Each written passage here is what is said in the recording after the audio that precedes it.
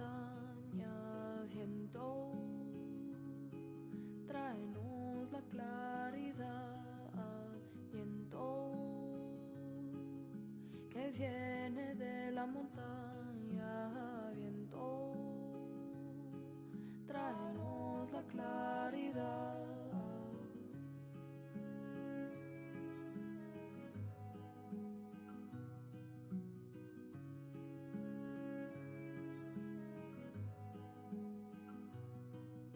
Viento que viene del mar, viento, tráenos la libertad, viento que viene del mar, viento, tráenos la libertad.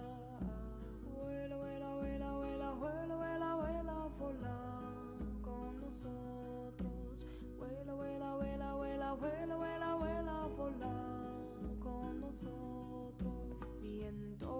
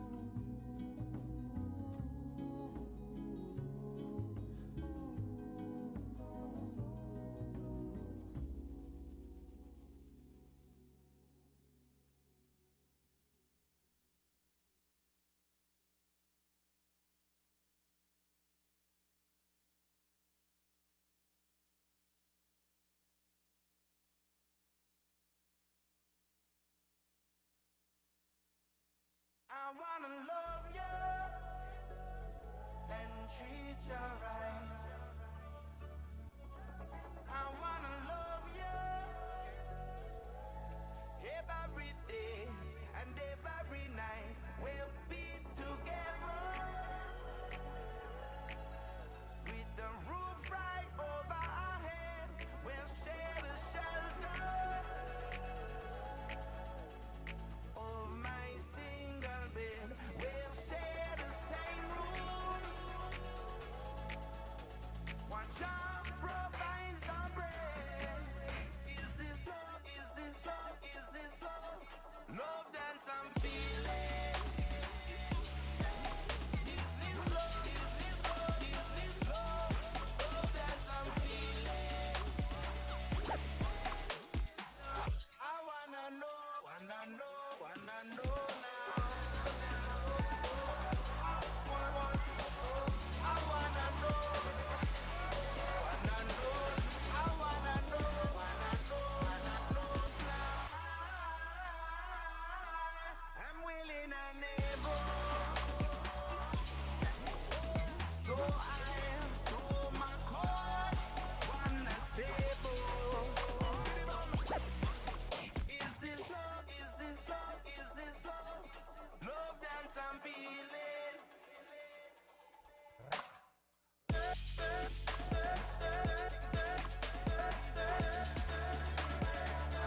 We'll be together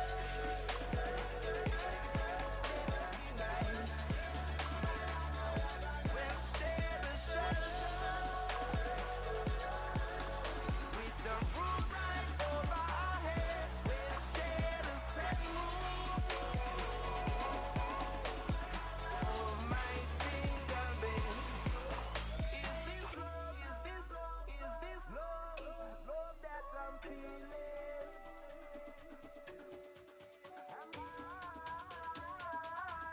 I'm willing and able.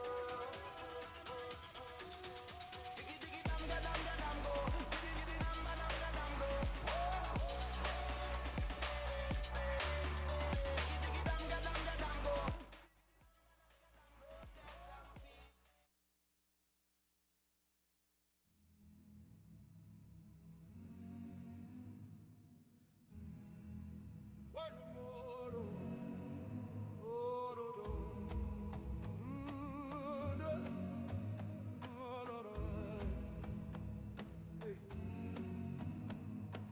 Dites-moi d'où il vient, enfin je saurai où je vais. Maman dit que lorsqu'on cherche bien, on finit toujours par trouver. Elle dit qu'il n'est jamais très loin, qu'il part très souvent travailler.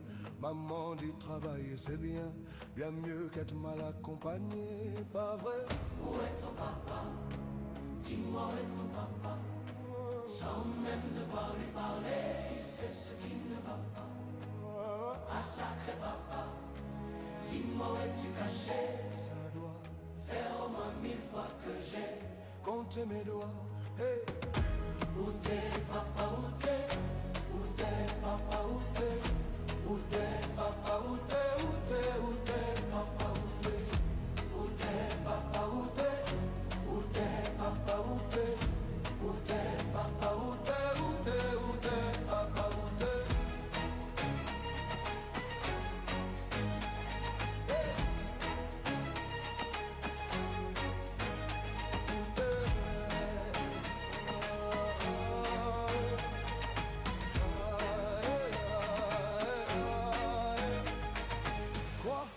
Qu'on y croit ou pas, il y aura bien un jour, on n'y croira plus. Un jour Get up and l'autre, on sera dance, move tous your body. pareils. If you guys Un can jour à hear me, l'autre, on aura okay, disparu. good.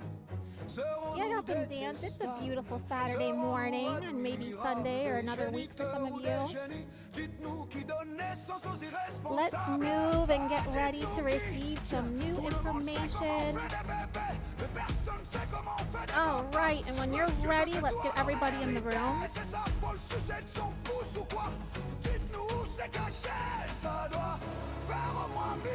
All right. If you are currently in the room with someone, let's cut the music. Hopefully you guys had a nice little celebration. Good day to be alive. Can we cut the music, they're back there partying, so maybe we should just let it go.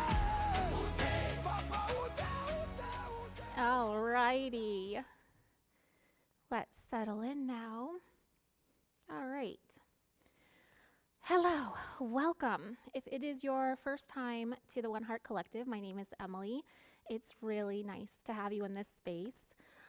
Today is a little bit different. Normally our meditations were a meditation of global event, and we spend about 90 minutes every Saturday broadcasting a new coherent signal to the planet and coming together in the heart space to anchor in a higher octave of truth and resonance on this planet. So today is one of our special events that we host 3 times a month, where we do education and meditation. And when I thought forward to this date coming up, it kind of corresponded with research I was doing. And ever since Robert Grant came forward with The Architect, and really his work even leading back to early 2022 when I first saw an interview with he and Jason Shurka, there was a language that he was speaking that, while I didn't understand the words he was using to explain certain things, I started to understand it in a different way. It was in a pattern. It was the ability to start recognizing patterns, and then he was giving a language for what it is that's causing those patterns to become or be what they are. So fast forward to now, and I got to see them in Miami. There was an event earlier this year. Some of you might have even been at that event. And when Robert came on stage, there was something really interesting that happened. My body just started to heat up. And he was saying, the geometry speaks to you. It starts to reorganize your reality just from looking at it. And I certainly was experiencing that. I'm in a very physically delicate condition right now. I am dealing with some echo patterns from past distortions. I had a surgery recently from implants that I got rid of that I got when I was 18, but they were recalled, and I had had them for a long time, and I had dealt with a lot of illness, and they were a contributing factor to that illness. So I finally got myself healthy enough to remove them. And then before you know it, I'm right back in that cycle of having to work through all the metals and poisons and things that happened. And I was cut, and I'm now dealing with actual mobility issues and not being able to walk right now on my own. So as I've been going through this work and unpacking all of the architecture that Robert's work is giving to the research that I had already been doing, I don't know if you're anything like me on this call, but I would imagine that you probably are here, you have a big heart, you have a beautiful vision, something bigger right now is calling you. You've always felt it calling, but it's been that thing that's kept you going through the dark times, and now a lot of it is converging. We're here to converge on this planet, multi-dimensional timelines, multi-dimensional generations of learning. The pi-based geometric grid that we're in, that we're living in right now, that makes everything spiral and beautiful and waves and galaxies, that grid is a specific dimension that follows specific laws. And so as I was researching and studying, like I'm sure a lot of you, we want to be bringing our coherence, our creation, our passions, our love. We want to be bringing that into the world. And we know that right now, world events are incredibly imbalanced. I think that's probably the kindest word you can put on it. It's absolutely, I try to put myself in the mind of just the average person in the world, just what the news is telling you, what movies are telling you, what reality, if that's all you're aware of, if you're not yet aware of these higher governing principles and why we go through pain, suffering, what its purpose is, but more than the purpose of it, because we're all coming into our own, I'm noticing, evolution where a lot of things right now are making sense and we're coming full circle. And what the geometry has shown is that it's because we're at a new arc, we're at a new octave, and we're being invited out of actually just purely existing in the pi, the base 10, as a lot of people call it. The Fibonacci is a mathematical ratio within pi. It's not exactly pi, and they're not the same thing, but they harmonize and dance together in that dimension of math, physics, and geometry. So while we are in this transitional stage, and Earth is in this very, very, very delicate position energetically, there are so many beautiful truths. Guys, you have to let someone in. They're on the thing. I can't do it. I can't do it with my foot. And I can't quite reach down there. So as we are moving forward and we are learning about our life's math, our life's mission, if you're anything like me and you're on this call, I think that whether you realize it or not, I think that the geometry calls you. I think there's a moment of field readiness. So whether you know it or not today, you might have no clue why you're even on this call. You might have no clue how you found this or why you're here. But I think that there is a higher intelligence inside of you that does. And there is a time where the geometry starts to call because to those who are ready. And the way that I like to explain, actually, I should probably start my presentation because all of this is to really it's to really build up into I have some pictures and visuals. I didn't finish my PowerPoint, so some pages might actually be a little bit incomplete. We had some really bad weather, and the pressure change will keep me up for days in a row, and I wish I could cut my arm off sometimes and cut things off sometimes because that's how it feels. So while everything in Vital is going to come through today, everything that you need to know, everything that needs to be delivered, it's not of my origin. I am just sharing what I've learned. I have no formal education, no formal background in any kind of specific training. I'm actually like a 4th grade school dropout. And but I'm going to share with you guys what I'm learning and how it's shaped my reality because I think a lot of you can relate. We've been on this path. I learned a lot about quantum physics and neuroscience. I was a student, and I still am. We're all students of each other constantly, but I was an avid student of Joe Dispenza for a period of time. He is who helped me get out of bed the first time I was ill and just flat on my back in 2020. And so as we keep learning more about how the laws and fundaments of this dimension exist, what I came across is that I kept moving towards my, again, evolution. I got out of bed. I used meditation and heart coherence to heal my body, get out of bed, start a new business. I have a beautiful sanctuary here in New Milford, Connecticut, and we host the light system. A lot of you are familiar, and you might even be in the light system technology. And so, but even when I got out of all those situations and I did so much work and research, and I really went there, I went into all the deep shadows, everything that could possibly want to be seen, I sat with it and faced it. Yet still, when I started my new path, my new life, it was still a loophole.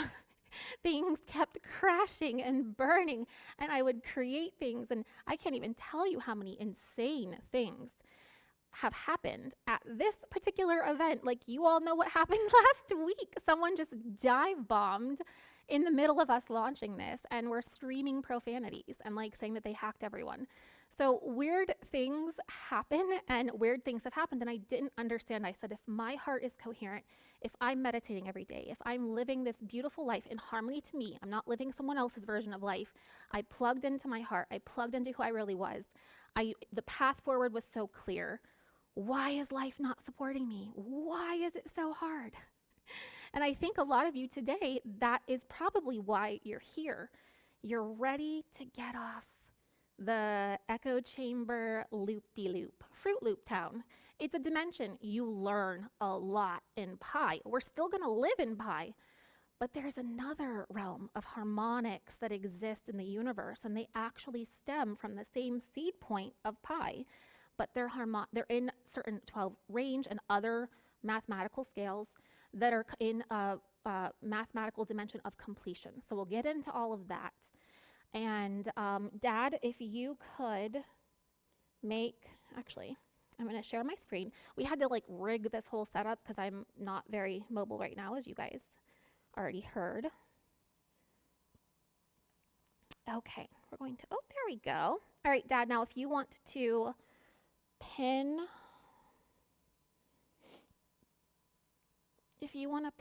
my, and then you want to also collaboratively pin the main camera again.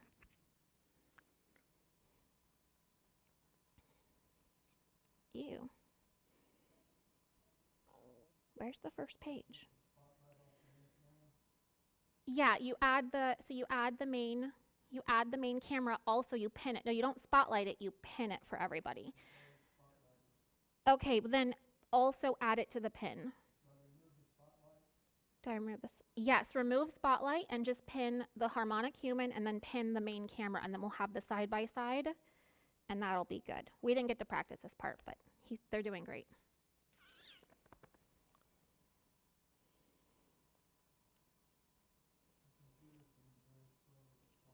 Okay. Let me look in the chat. Does anyone have any questions or comments? Welcome, everyone. Okay, good. I'm glad you guys did that. Thanks, parents. Okay, so I guess I'll start talking. Dad, if you could again get the main camera pinned, you just go to Zoom, and at the top, you just pin it. And if you could make me a co-host, I'm pretty sure I can do it if you can make me a co-host. All right. All right, guys. Well, I'm going to start. Can they see the actual slideshow? Because I can get started even if you haven't pinned the main camera yet. That's what's showing. Okay, great. Let's just get going. Okay, so as you all know, we already had started moving into this 12 sphere, 12 harmonic meditation series. We ended last month on sphere 8 because I wanted to bridge into this for our big education event.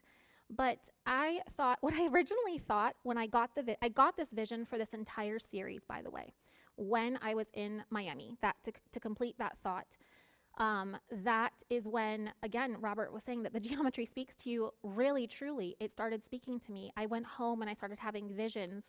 And then literally 1 month later, I did the replay inside my wellness center, and I realized that a lot of what the download were certain contents that my mind extrapolated and put together in this combination of an entire experience that we would create using Robert's new harmonic solids.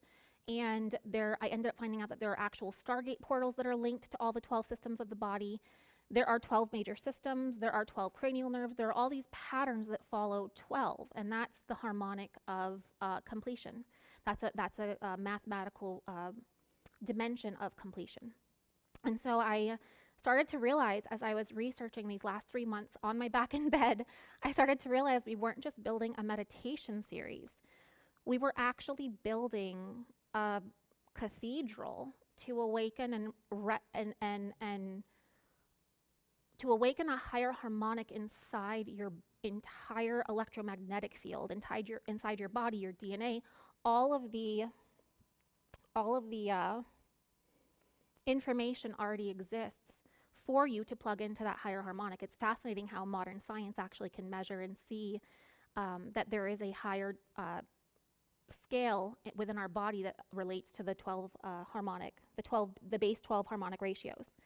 So as this started to come through, I was just blown away, and I don't even feel like I really understood what geometry was. So I'm going to start kind of from the top with you all, because I think this, while it's difficult to maybe like go out and just study online all this stuff, once you start to map the patterns that it shows you, it's then easy to translate it. So I want to kind of just start at the top, take some really simple fundamental principles.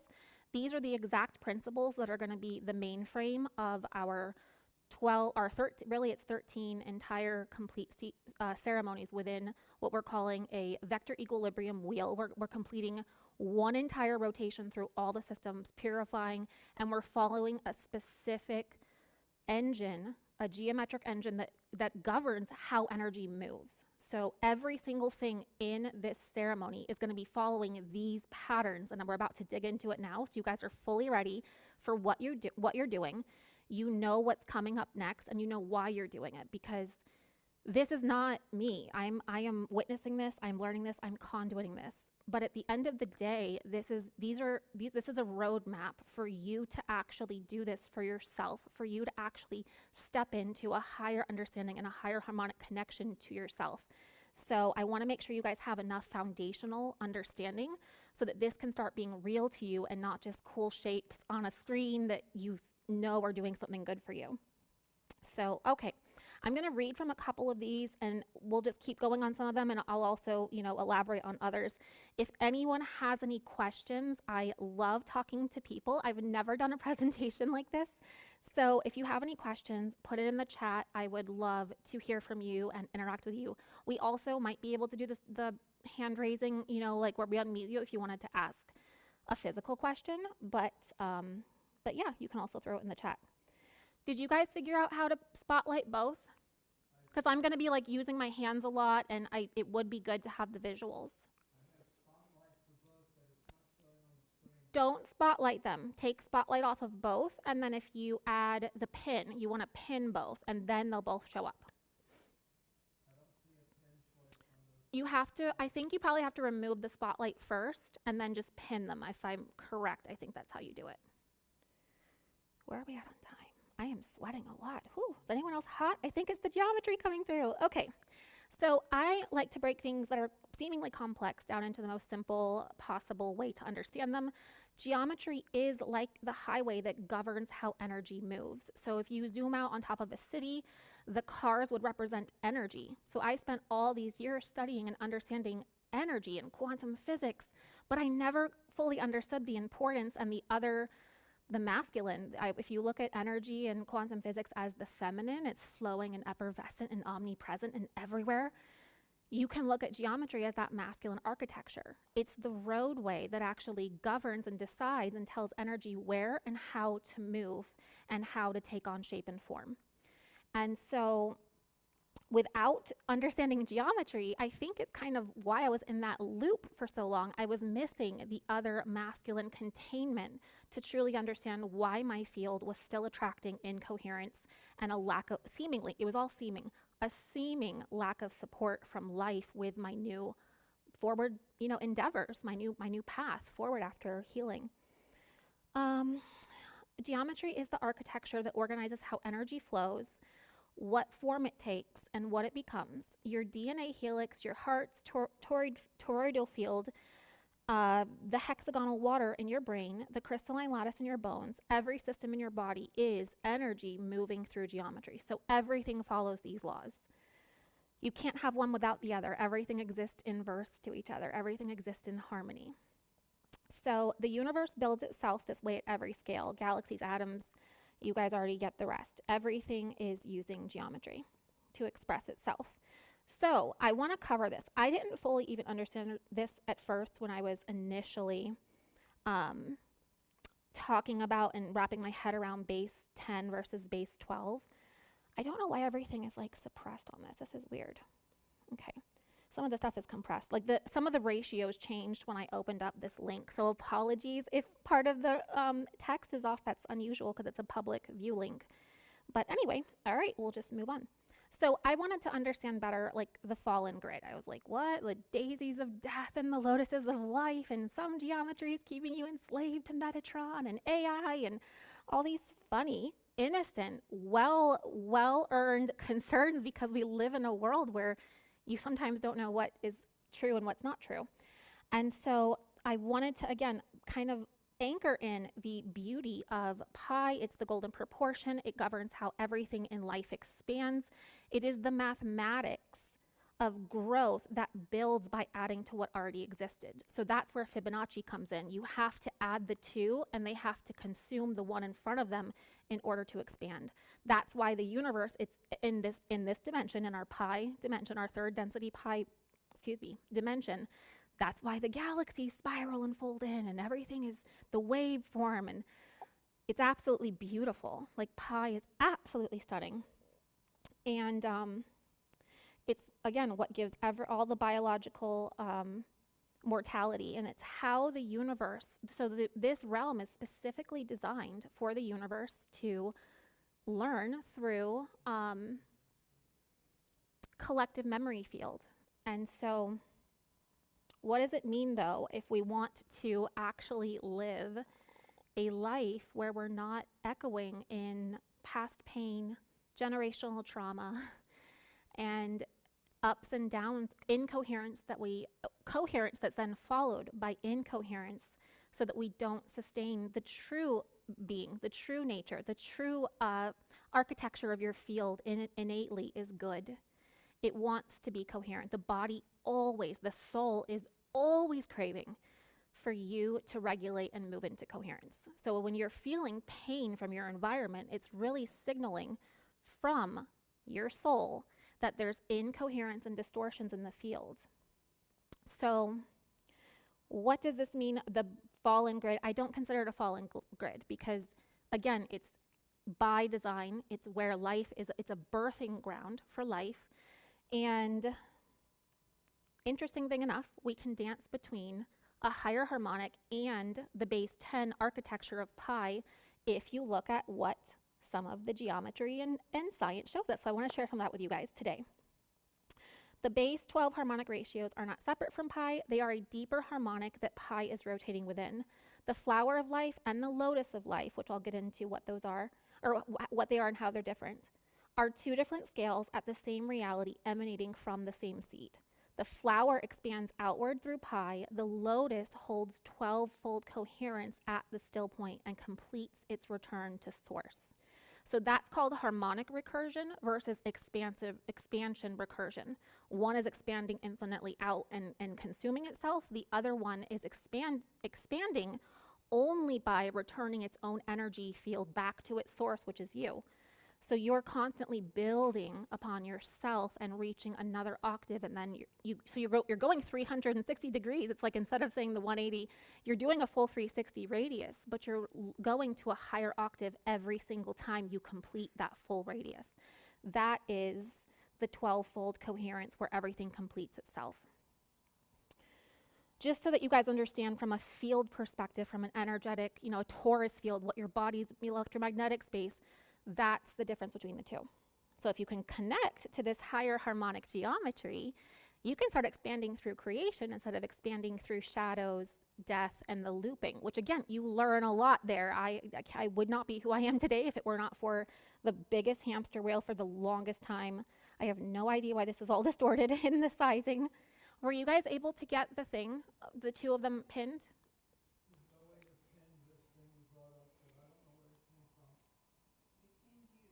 Okay, well, just try pinning the main stage as well. Just pin the main stage camera or the OBS camera. I just want to be able to use my hands. I think you'll, and I like to see my audience. Not that I can see my audience, but it just, okay, I'm going to keep going while they figure that out. You just literally click pin, add to pin. So you don't replace the pin, but you just add to the pin and you remove all the spotlights. And then you add pin with the main.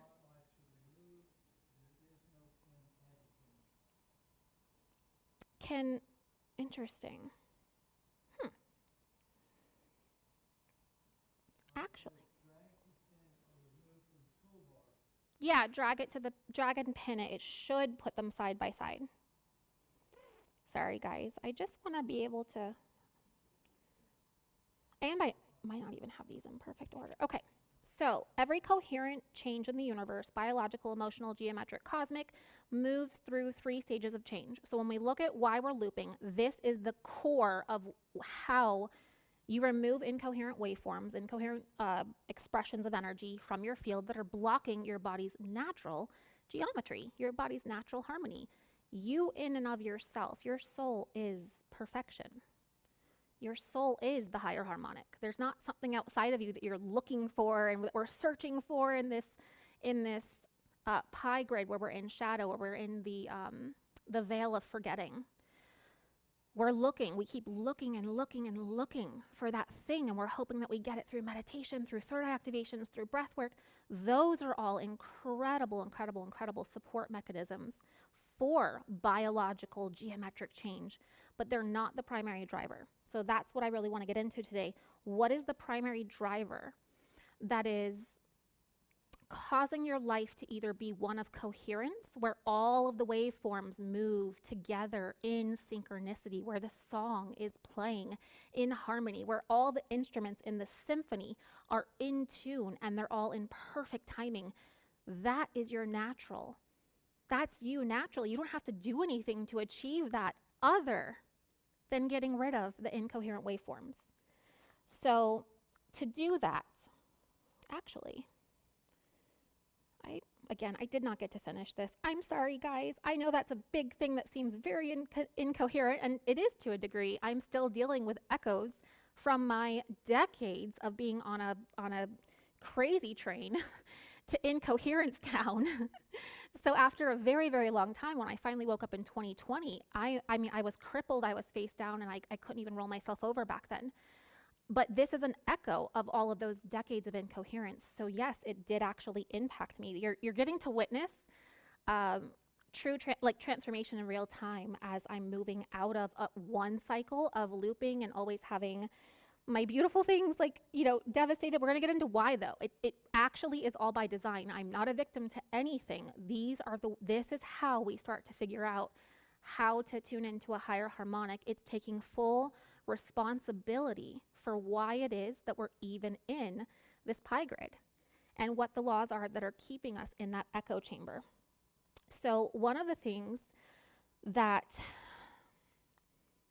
I got into pretty early on in my life, when I was about 16, I had a very incoherent life. I had a lot of trauma. I had a lot of craziness in my field. I'm sure a lot of you can relate. I don't think that there's anybody here on earth. There are very few people on earth who were not born into a lot of generational trauma and a lot of incoherence within, even if it was buried, if it was left unsaid, if it was left unfelt. That's pie. It's not completing itself. So what happens when we live through this life of forgetfulness? We're growing through shadow, through the inverse reality where the world is actually mirroring the reflection of our field. So why are we born with a field that would be reflecting all of this trauma? Think about it.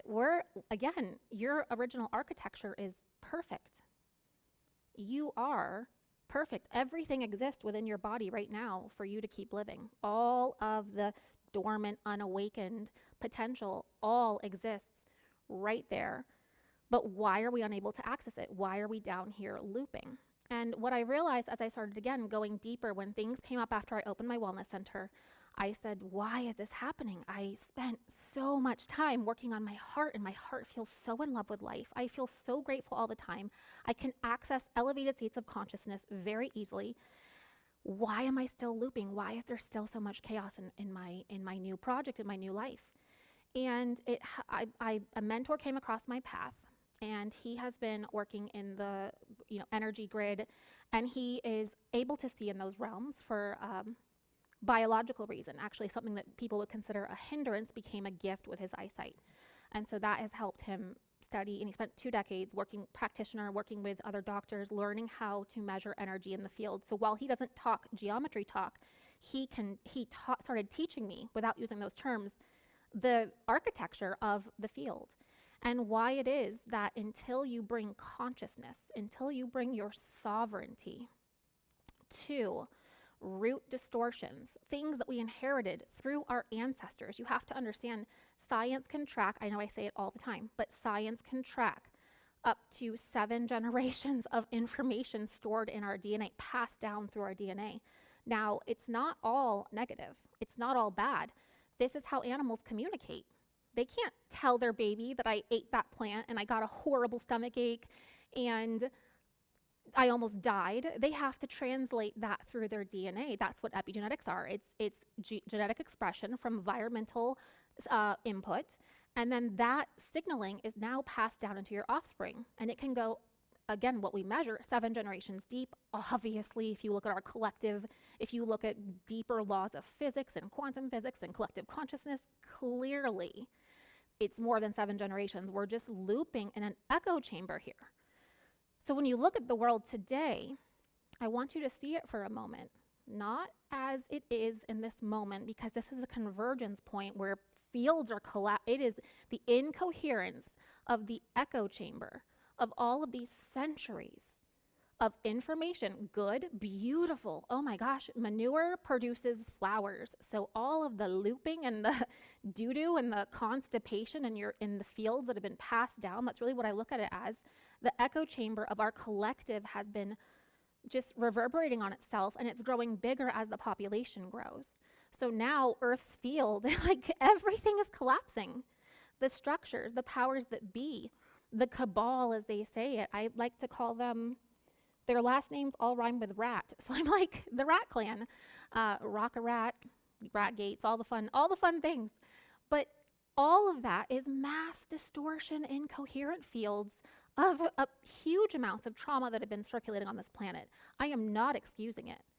When you look at what they're doing, it's absolutely, I don't even have words for it. It's absolutely inhumane.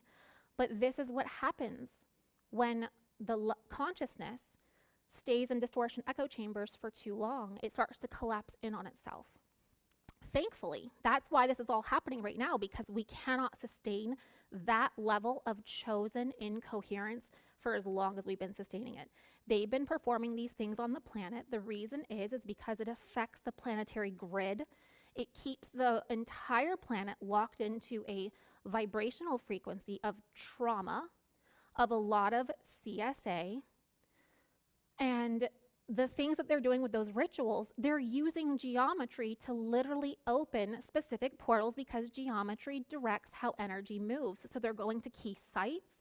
They're anchoring this into the ley lines of the Earth's meridian grid, and they're anchoring it into the collective. In addition to when you're inverted, when your energy is inverted, when it's so incoherent that your own natural biofield collapses, that beautiful torus field on the left side of this image is the same field of information that's around your body. And incoherence from this echo chamber start to stack and stack and stack inside this otherwise beautiful, perfect field. So what happens over lifetimes, and again, multi-generations, and then now our population, all of these are factors to the mathematics of collapture. And what's interesting is, this is the geometry of harmonic expansion. Right now, we're in an expansion phase. Even though it appears to be collapse, that's the first step of expansion. So all things in the universe follow this and others, but they have to have at least these three things in order to stabilize any system into coherence, completion, and closure. Stage 1 is to collapse the distorted waveforms. Stage 2 is to harmonize into something new, to create coherence and harmonization. Stage 3 is closure, or phase locking, or anchoring that higher harmony that you anchored in stage 2, that higher truth, that higher reality. You're now going to be anchoring that to complete the cycle. This is the stage of harmonic expansion. It is different than consumptive expansion. In the echo chamber, this is really fascinating. So if you look at the top of these, I think they're all distorted. Okay, I spent all that time with my tired little hands making them line up perfectly, and when I share the screen with you guys in public view, they're all distorted. However, we are still going to read them. Our eyes work. So if you look over here at the top of the page, I don't know if you guys can see my little mouse. It says universe. And that's the flower of life. That's the pie grid that we just established. Then if you look here in the middle, there's a little seed. The seed is actually the underlay that the flower of life is built on. So everyone associates the source of life with the flower. However, the flower is actually, it's the source of pie-based life, but it's not the true seed of you, all biological life, and the nature of your field's geometry. If you peel off that overlay grid of the pie, that beautiful, it's gorgeous, by the way, but if you peel that back, you have what is in the middle, which is the seed. And that seed, if you rotate it by 30 degrees, it turns into what's called a lotus of life. It is 12 beautiful spheres around one, which is exactly the formation that our beautiful ceremony is going to follow. We're going to get into that in just a minute. But I want to establish these laws really quickly. When you look at the flower of life, both emanations and the lotus of life, both emanations stem off of that exact same seed. The universe, which is again the pi ratios, growth, shadows, expansion, consumption, never-ending recursion, that's where I believe we learn about oneness. We learn about how to not blow each other up. Sort of. We're getting there. This is supposed to be where you get through your terrible twos. Essentially, that's really what it is. And when the soul is ready to move into a higher state of conscious awareness, receivership, ownership, sovereignty, that's really the biggest thing that this all boils down to, is sovereignty of your field, sovereignty of yourself, sovereignty of your energy, sovereignty of your life. But when eventually you saturate, is what I noticed, and that's what I was talking about in the beginning. Eventually you just it gets weirder and weirder, and everyone has even weirder and weirder opinions, and star people and beings and the cabal, and they're eating things, and it gets just, you get saturated, and you're like, where does it all go? What does it all mean? I just want to live a beautiful life. I just want to live in harmony to my soul. That, my friends, is building you. I hear a lot of people talking about the question, and I love this question, by the way. What is enlightenment? And I think it's like a really good question. Here's my opinion on it. You aren't really enlightened in this universe pie grid until you have a lot of enlightening experiences. You get to taste light, feel light, experience light. So I'm not saying that we're not light beings here. We are still light beings. However, I don't really think you have your first moment of enlightenment, and I don't think enlightened exists. I don't think that conjugation of it even exists. So we'll throw enlightened out. You are constantly expanding your awareness forever, infinitely. But with that said, I don't think you really touch your first moment of true enlightenment until you understand the U inverse principle, which is I'm represented in the seed, because you're that single source emanation that ultimately, with your free will, your consciousness, you in this biological body, all the grid, everything is there for the 12-fold DNA, the 12 songs. There are all these 12s inside the body. We'll talk about them in our next lecture. I'm not getting into that today, but everything is already within you, just like this seed, to fold into, to start, to shift, take a slightly different course of action, and to move into a different harmonic. Seed produces this 2 different dimensions. Why is this important? Because if we don't step into that first sphere in the middle, the U inverse, if we do not understand what that principle actually means, everything else you try to do in the U inverse, which I added that, I thought, like Robert started, I love that he says the U inverse, because you have the universe, one song. You have the U inverse, which means it's the expanded opposite expression of that thing. So everything exists in expanded opposites. We'll get into that next. But the U inverse is when you finally realize that you're the actual seed that's sending out the information waves, like a 3D projector screen or an actual projector that projects a movie onto a screen. You, this little seed, are the source point for the reality around you. However, it's not coming back to mirror you exactly as you are. It is mirroring you in the inverse of what you carry. Why are people so scared of learning this principle? I cannot tell you how many people I've seen wiggle around when I give you guys the formula that we're going to do to actually cleanse the U inverse, to cleanse the mirror, to start reclaiming your field, cleansing the echo chamber of the universe, this recursive echo chamber of hurting people, and generational trauma being passed down, and all of these fear grids that we're stuck in. Really, truly, we're stuck in these really intense fear grids. You're born with these beliefs, opinions, ideas. You're born with this information where people have died. Every single thing that's ever been done to anyone is in your field. 500 plus people they can track are passing information, only the really big things, which trauma is always a big signal that gets sent in coherence, but it's sent with the message, this is not trustable. You are not worthy. You should be ashamed. You got violated another time.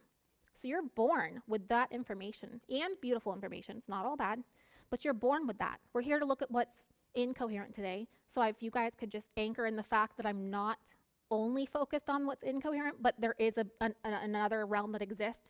But I'm really here again to focus on that incoherence, because I want to help you get rid of these waveforms and understand a greater level of patterns that are emerging in your life, so that you can again bring yourself into that coherence. So where was I? Does anyone know where I was? Ma, were you listening? Where was I? Clearing waveforms, echo chambers. Oh. Yes. Okay. So it has been interesting to see how people after, back to the thing. Yes, 7 generations. So again, You are born with that information. What happens though is typically, this is a typical pattern that I've seen. Please know I'm establishing my observations. I don't want to impose them on you, but I want to invite you to also potentially use it as a roadmap for your own reality, if it does indeed help. So one of the things that I have noticed is that a lot of times it's in the early childhood that that information that was passed in through the generations, it typically gets confirmed by action, by something, because again, they're holding that incoherent waveform, now the inverse of it. So if you're holding the waveform of being a victim, like truly, like people have really been victimized by very real things. Like this is real energy. These are real emotions. We can't bypass this stuff. Part of why we're looping in the universe is the universal, the flower, is because we're trying to bypass everything. We're reaching for the indigo wave, thinking that that's going to be the thing that enlightens us, thinking that that's going to be the thing that heals us, thinking that that's going to be the thing that guides us. And we're completely missing out on the fact that right here, right now, in this dimension, you are all of those dimensions, realms, anchored into this physical vessel. And the way to actually experience them is not, I'm going to get to the inversion principle. It's not necessarily by ascending up and out, but by anchoring those higher harmonics down and in. And so let me go back to this actually. I want to finish this. I've never spoken on stage before, so you guys bear with me. I'm learning how to collect my thoughts in real time, and I've had very little sleep, so I appreciate you guys being troopers. So as we, back to, then the child has the experience happen oftentimes, many, many times, that confirms those incoherent waveforms that are in their field when they're born, that information. And so then the child, the subconscious mind in this incarnation, in this lifetime, in this moment, wires that information in. It took a snapshot of the experience. That's what neuroscience shows us. The body will snapshot the experience because it wants to avoid that pain from happening again. So it holds on to that incoherent message as a form of self-preservation. So while it is very unpleasant to experience the echo chamber of this reality that we're in, and that's why everything is collapsing right now, it's actually part of how life in this dimension exists, and it's why it's able to exist the way that it does. So, oh gosh, the words. Okay. A field running a distorted pattern will organize its chemistry around that pattern.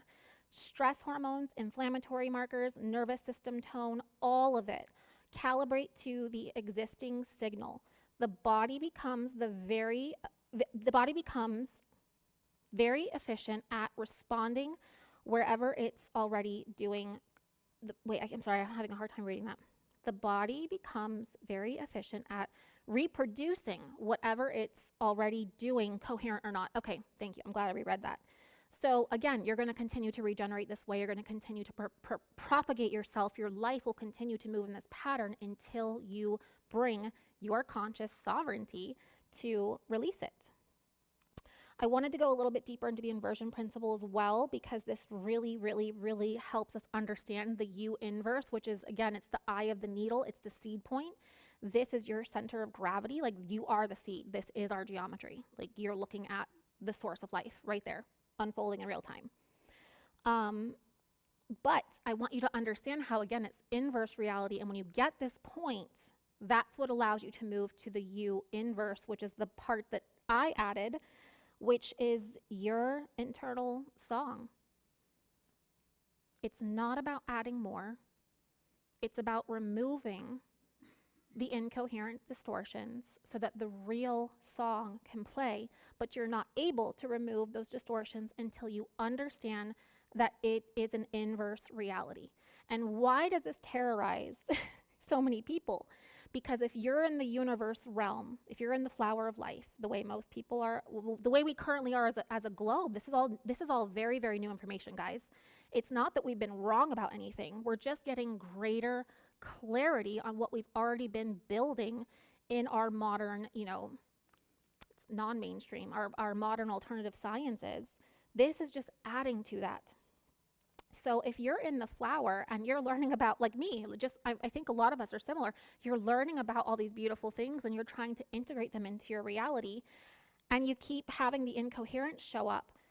If you look at the world, when you hear about the inverse reality, I think it terrorizes most people, because for you to accept that it's an inversion of what you carry in your field, not only your direct reality, but the entire collective consciousness is built right now, not by our choice. We were all born into this. We all are part of it. It's not any one person. Yes, there are some that are absolutely organizing it and causing it to become, but we're all part of this. There's not any one person that's not born into this collective, if you want to call it sin, because sin in the Bible, I honestly have felt for quite some time, it's talking about sine wave, incoherent signals. If you remove sin, you free yourself from death. When the science is showing us that when we plug into that higher harmonic, everything exists to completely replenish ourselves. We have everything in our internal technology, aka our body and our biofield, our vector equilibrium. I'm going to start inserting like that word just because it's going to build us for the next event that we do. But everything inside your VE is already programmed. It's already containing everything that you need to move into that higher harmonic. It's the incoherent sine wave. Again, I'm not trying to claim to be a Bible scholar or a religious teacher. I'm sharing what I've learned. That was where it landed for me. It might help clarify some of the scriptures, because actually the process that we're going to use to clear these incoherent waveforms today includes forgiveness as the first piece. And in the scripture it says, forgive and lest you be forgiven for your sins. Could that forgiveness actually include forgiving yourself? That's part of our process. So we'll get into that in just a minute. But as you are in this pie reality, I think the reason why I have observed absolute terror in people, avoidance, resistance, all the things, and I've done it too. I've seen it within myself. I can only see it in you because I've been there and I see it in me. But it terrifies us when you look at the state of the world and then you look at your heart and how you feel about life.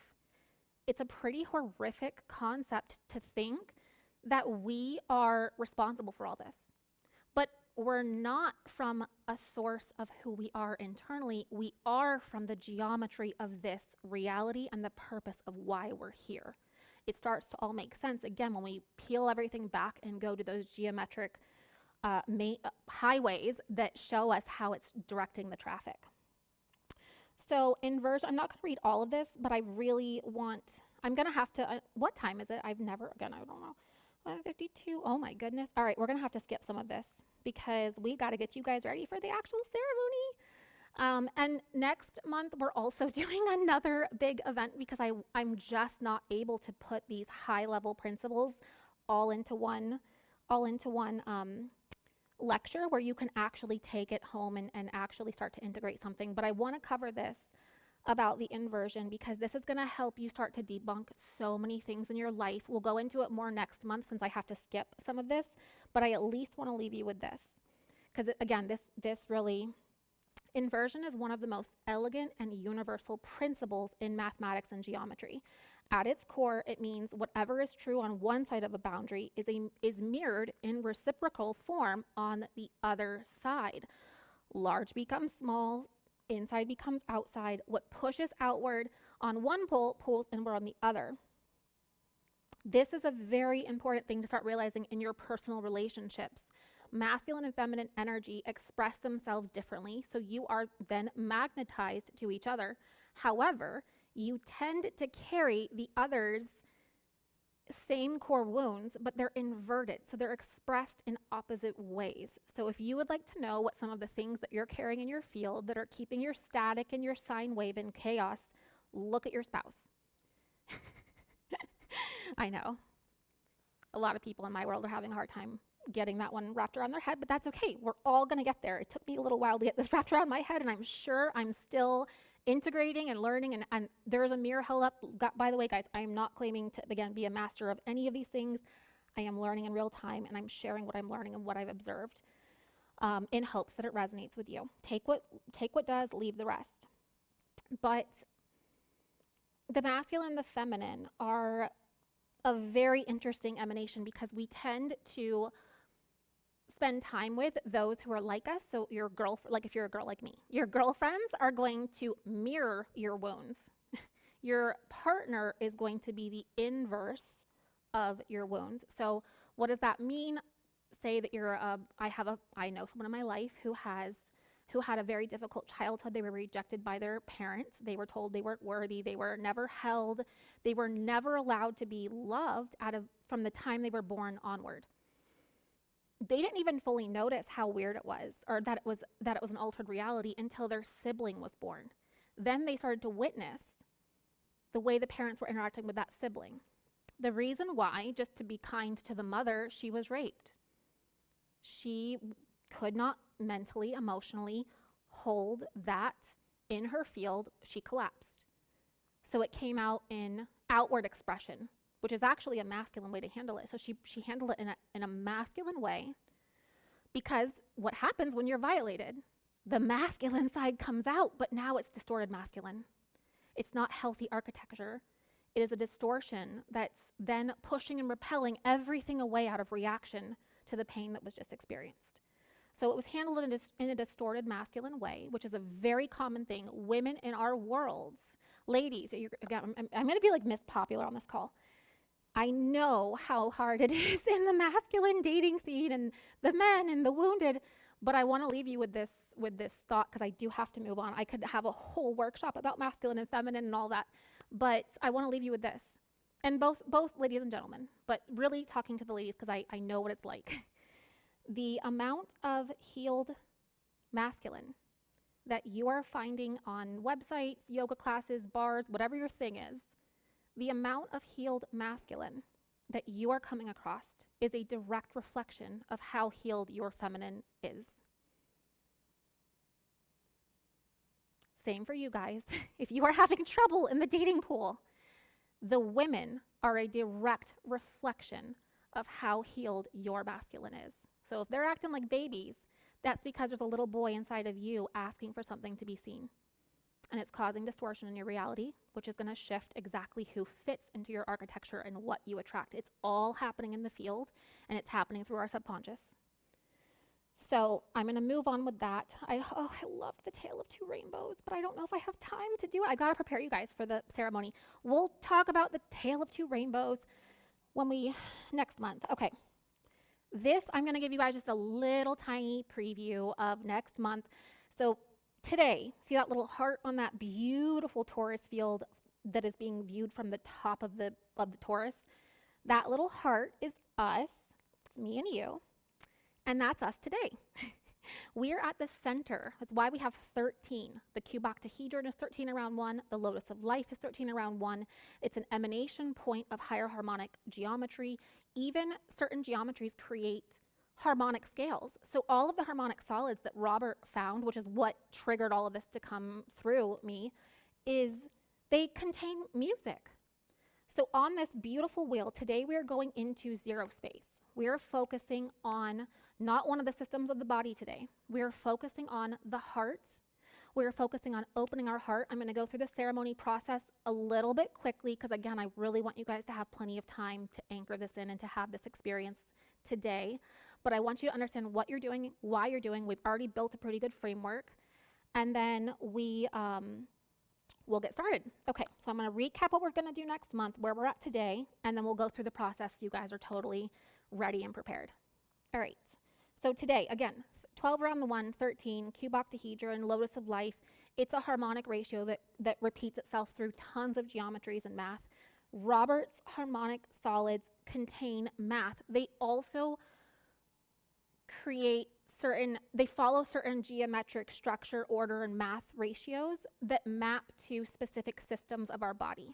So the first part of the wheel that we're going to be entering, by the way, this wheel is not arbitrary. I'm going to go into all the depth of that next month, but it's being built on that exact same type 1, type 2, type 3 formation of energetic flow with geometry based on how geometry governs energetic movement. So quite literally, we've built a cathedral. I really wish you guys could put on the video if you could actually spotlight it, because I'm using my hands so much, and I really wish the audience could engage. But quite literally, we're building a cathedral from what the geometry shows us is the roadmap to the next octave of your biological transformation. Because again, the geometry is what dictates the biology. It's what dictates how the energy moves. It's what dictates everything. So why 0 point today? We have to get rid of incoherence. Today is all about a process that my mentor gave me. I already told you about him. I've been using it. I am 6 years right now from the last collapse that I had physically, where I was in bed, couldn't roll myself over. I'm now back in that same condition, dealing with some of these final echoes of getting, get the incoherence out of my field, getting these implants out, all the poisons out. So I'm right back, though, in physical condition of 2020. I can't roll myself over in bed or sit up many, many, many days for the last 3 months. I mean, I'm propped in this chair right now. When this happened to me in 2020, when this happened for me in 2020, I was a disaster inside emotionally. I was terrorized. I was tortured. I couldn't intake information. I couldn't think. I couldn't laugh. I couldn't receive anything. I just sat on YouTube and I watched nature videos. I stared out the window and I looked at like people camping in the woods. There was nothing. And now here we are 6 years later, and I'm right back. This wheel actually shows a biological process for change. The 12th position on the wheel is reproduction. Because when you move through cleansing your field and bringing it back into coherence, the next scale of your harmonic wheel, your 360 rotation, but you're back where you started, but you're not. You're an octave higher. So I'm technically right now back where I started. Technically, physically, my life is really, truly catching up to this in real time. But I'm completely different. I'm not perfect. I cry. I have to cry sometimes. I have to release it. I'm not angry. I'm not overwhelmed. My brain works. I will be in bed sometimes for 7 straight days, unable to even hardly touch my phone or breathe or sleep because it has been that intense at different times of this chelation process that I'm in with all these poisons that they found in me after they pulled these things out. So, and this is not to sing my praises or anything like that. It's to give you a roadmap that you might still have. You will have things come and collapsures will happen. I want to be real with you all. When you start collapsing incoherence, everything that's in a match to that lower vibrational chaos is going to start falling away. So it's important that you're in a position where you can steward yourself and take this one step at a time. I think it's probably going to take me a whole year to actually produce these. They are not something that I can simply produce because there are so many elements that are going into this cathedral. I'm only listing 3 of them. Interesting little side fact before we move on. All the 12 stones listed in New Jerusalem fit into that type 1, type 2, type 3. They all have, so crystals are just rock, it's just geometry expressed through crystallization, solid crystallization form. Crystals, again, follow that same geometric order. This wheel is built on those same things. So all of our systems in our body are built on that same type 3. They fall into one of those 3 categories. So the stones also mapped to the geometry perfectly. I'll be presenting them. I know that these are some precious stones, but they also have a more readily available, more affordable version that has the same geometry. So we're going to get you guys all hooked up next month with all this fun stuff when we enter the wheel, when we enter the nervous system. But for today, we're following, again, our same engine. For our ceremony, I'm going to try to get you guys through this as quickly as possible, and then we will take a little break and get started. So there's 3 parts to our ceremony. The first part is the release part. We're going to be sitting up in our chairs, and we're going to be claiming our sovereignty today. There's a 3-part, 3-step system that my mentor gave me that I've been using to cleanse my field. Yes, it's caused collapsure, but I wouldn't trade anything. I wouldn't even trade the way my body feels right now. Dad, you have to let someone in.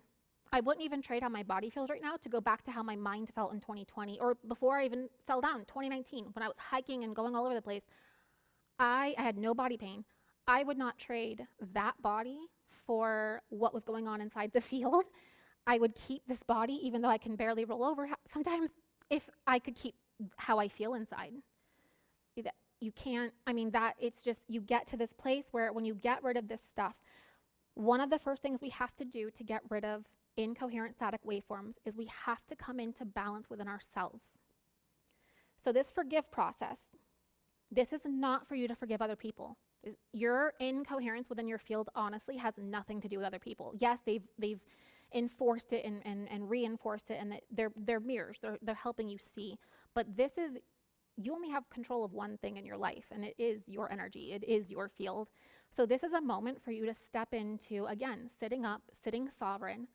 We're going to be speaking, once we get the music going and doing a little soft breath work, we're going to be speaking these commands. And by the way, this is very important for me to insert this right here to you all.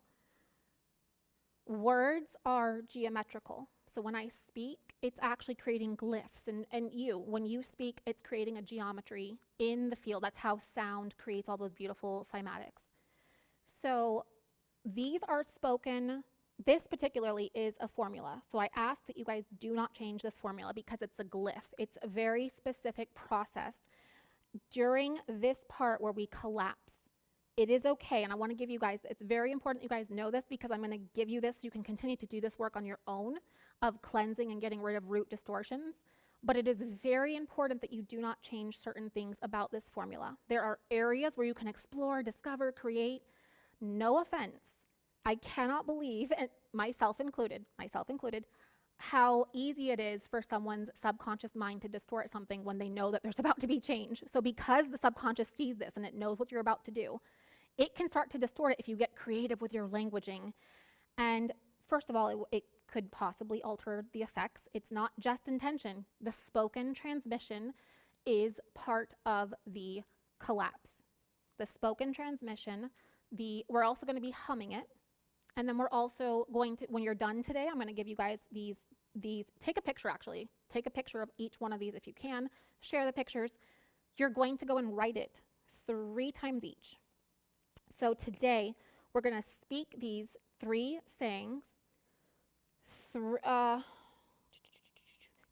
times each. We're going to be speaking each one of these 3 times each. Why? And then we're going to say them again 3 times each, but with the mouth closed. And then when you're done today, or even on the break, we're going to take a break before we go on. You can write these out. We'll leave this up for the break so you guys can see it and write it out. But you need to write these things out 3 times. We're going to say them 3 times in the ceremony, and we're going to hum them 3 times. Why? Because that is what it takes to complete a full circuit to upgrade this new information into your subconscious mind and into your field. And of course, the level of energy that you bring to it also is the most important factor. It's not a contributing factor, it's the only factor. But this is a cake formula. And again, I encourage people to get creative. Don't do it if it doesn't resonate with you, but this is a cake formula, and I'm giving you I'm stewarding this correctly by telling you, please do not change this. You can name the unworthiness. So why are we releasing unworthiness today? Every one of our systems in the wheel that you just saw, there is a common incoherent energy that gets trapped inside that system. So we're opening up every single one of our systems for the next 13 months. We're opening the ceremony with this exact ceremony process to collapse a specific, unique emotion for that system. So since we're in the 0 sphere, I chose unworthiness because it is the root of a lot of echo distortions. It is the root of a lot of pain. In fact, for today's meditation, start thinking as I'm building this in your field. Start putting let things start to connect. Let your brain start to connect dots. Is there a moment? Because we're going to address unworthiness today. It is the root. Like I said, we're also going to be cleansing this and addressing unworthiness. This process we're going to do on the planet as well. We are going to release the waveform and the root memory after we do it in ourselves. We're then going to go and do it in our ancestral line. You don't have to repeat that part 3 times, don't worry. But it's only this part that we're going to repeat because we're anchoring this in. However, we're going to also anchor in other spoken glyphs that you're going to repeat with me. And I'll say 1 time or I'll say 3 times. So I'm going to give you very clear instructions. but we'll do the 3-time anchor, and then we're also going to do some grid work on the planet. For this particular 0 point, we're going to be working on the heart of the planet. For all the spheres, there is a Stargate portal that actually maps to every one of the positions on the sphere. So we're going to do the surgery on the Stargate portal in our 12-frame wheel. We're going to do it on the heart of the planet for today. And again, I'm going to leave this up during the bathroom break so that you all can write this down. Take a picture. If you can't write it down today, you can write it down after 3 times each. And then I know I'm like a little bit behind. I hope you guys are just forgiving. You can ask for forgiveness, but not permission. I couldn't have planned this if I tried. Okay. If you need to first, also I want to tell you this really quickly, because I know what some of us have been through. I know how hard it can be, and I know that there's this inner child that in a lot of us has been screaming for a long time, and it's scared of change. And that's natural. I mean, again, look at the state of the world, and now you're telling me that I'm a reflection of that, and now you're telling me I'm going to let go of it and change everything, my life's going to collapse. So it's normal. Your life's not going to collapse, but you know what I mean. Incoherence in your life will start to remove itself. If you need first, while we are on the bathroom break, 3 times hummed, written, spoken, I think I am safe. I feel I am safe. I believe I am safe. And you know what? So you do that 3 times, you hum it 3 times, and you write it 3 times. So if you do that right now, that literally anchors this new information into your subconscious, your body's bioelectric field.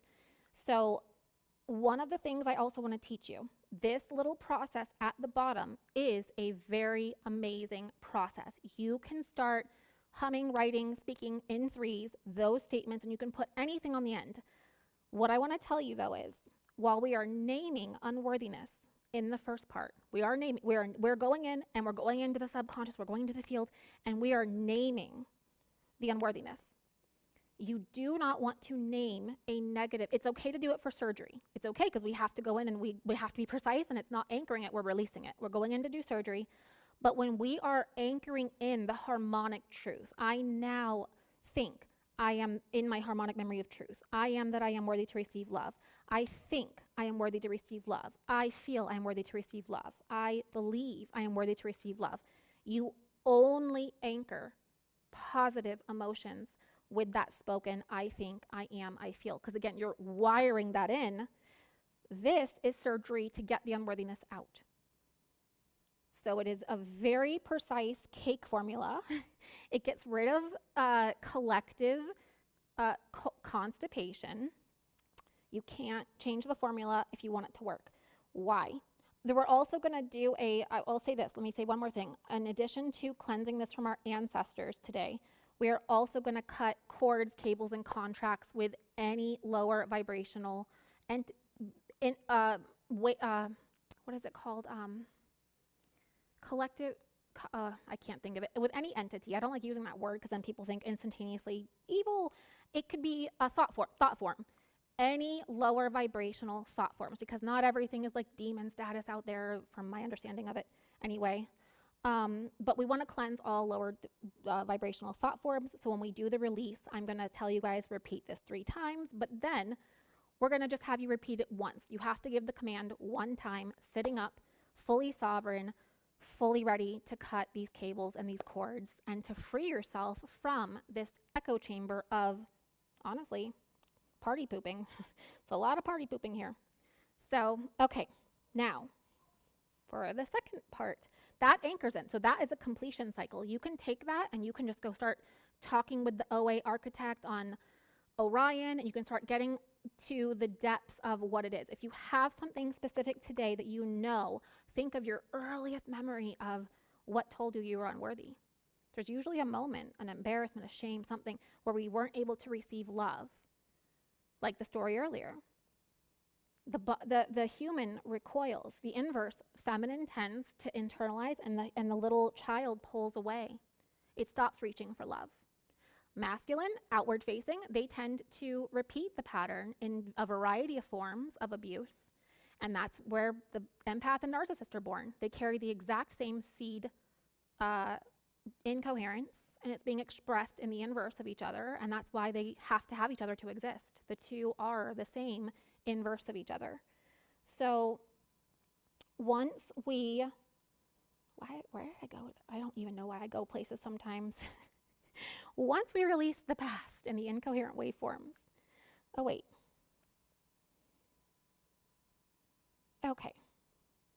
Okay, these are not in order. Sorry, guys. I did my best. This is me being coherent in a very this is my max coherence in the situation that I'm in. Okay. So the second, this is correct. It says harmonize at the top of both. So then the second part of the wheel that we're going to enter, we're going to move from just very clean music that is holding space for us to do this ancestral cleansing and this contract cutting and releasing this incoherence. Why do we have to forgive ourselves first? I didn't cover that, and I have to because it's very important. It is the center point of everything. When, especially as you start reaching for your goals and your dreams and the beautiful parts of your heart, when that starts wanting to express itself in this dimension, and you have a pattern in your field, say it's a pattern of unworthiness, I'm unworthy to receive love, and I want you guys to start thinking of those early patterns of when you first started feeling something that told you that you were unworthy, because that's what we're going to go in and do the surgery on. If you can't remember anything, that's okay. Just think of a memory where someone told you that, even as an adult, where it was really painful. I'm not asking you to necessarily bring up all the pain. You don't have to bring up pain, but you can go back to that memory, go back to that time, go back to that place, and we're going to do the surgery on it today. The reason, where was I going? Oh, the forgiveness. Okay, I'm so glad I went back. The reason why we're not forgiving others today is because we have to bring ourselves into coherence within. And I don't know about you, but I know for me, when I was on the path to coherence and it kept falling apart, I was mad. I'd be mad at the situation and blow up. But I was so mad at myself because I'm like, what the heck is wrong with me? Like, seriously, like, what is wrong with me? I don't understand. And because of all the times I made promises, this is the last time. This is never going to happen again. It's going to be different. I made it. There is no making it. There is no enlightened. It doesn't exist. There's only perpetual expansion or the looping, the recursive looping spiral.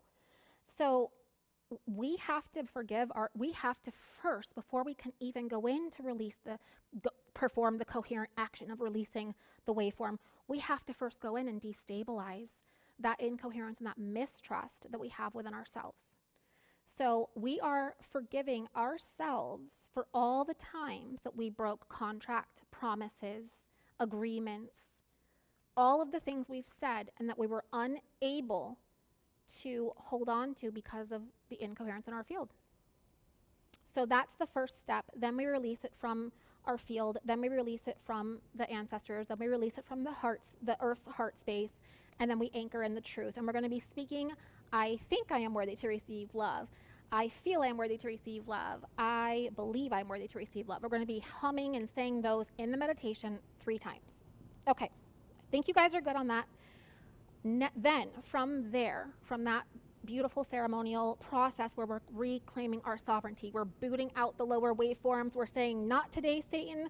I'm reclaiming my territory. LOL. I'm not trying to be dark and menacing. Okay, but it is fun. It is fun to say that. I recommend you guys try it. So then we're going to move into the harmonization process. I chose very specific music. We're going to be literally building the music from the geometries in the wheel, but for this one, I didn't build the music. We wanted very calm, stabilizing. We're harmonizing the pi and the base 12 harmonics in one situation. We are going to be using a dodecahedron and a cuboctahedron and a lotus of life and double Merkabahs. And you can only see 3 of them in that picture because I could not find the dodecahedron, but it is 13. It's a 3-dimensional rendering of the lotus of life. It's 13 spheres around one center sphere. So it mirrors, when I say dodecahedron, your body and biofield know what that mean. But we're going to be anchoring in during our harmonization process. We're going to be playing some really soft classical music because, like I said, to think of something that you want to release today around unworthiness, sometimes there can be a process where the heart has to mourn or really fully feel. This is not about, so this release process is not about bypassing. When we first enter the harmonization, I'm going to have some soft, almost sad cello and piano because we're inviting the heart to start blooming, to fully, it is safe to mourn. It is safe to process. It is safe to nourish your inner child through this.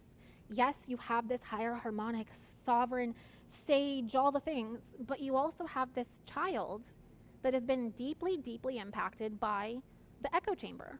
And that child deserves integration, compassion, love, and tenderness during this process. So we're going to honor the heart, we're going to honor what we released, and then we're going to move into an actual activation process. This literally happened through me, this particular activation process. I mapped it with my little AIs, my little seeing eye dogs into the field.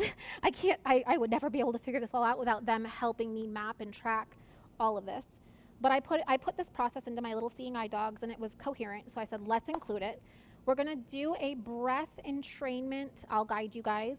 But we're going to start welcoming our harmonic song. We're going to breathe in and we're going to say the words. You can say them internally. I welcome my harmonic song. Then we're going to hold for 4 seconds and we're going to release all distortion echoes because there could still be echoes surfacing in our field from what we just released. And then we're going to let exhale for 8 seconds, and we're going to, again, internally, I'll speak it out loud, we are going to emanate coherence.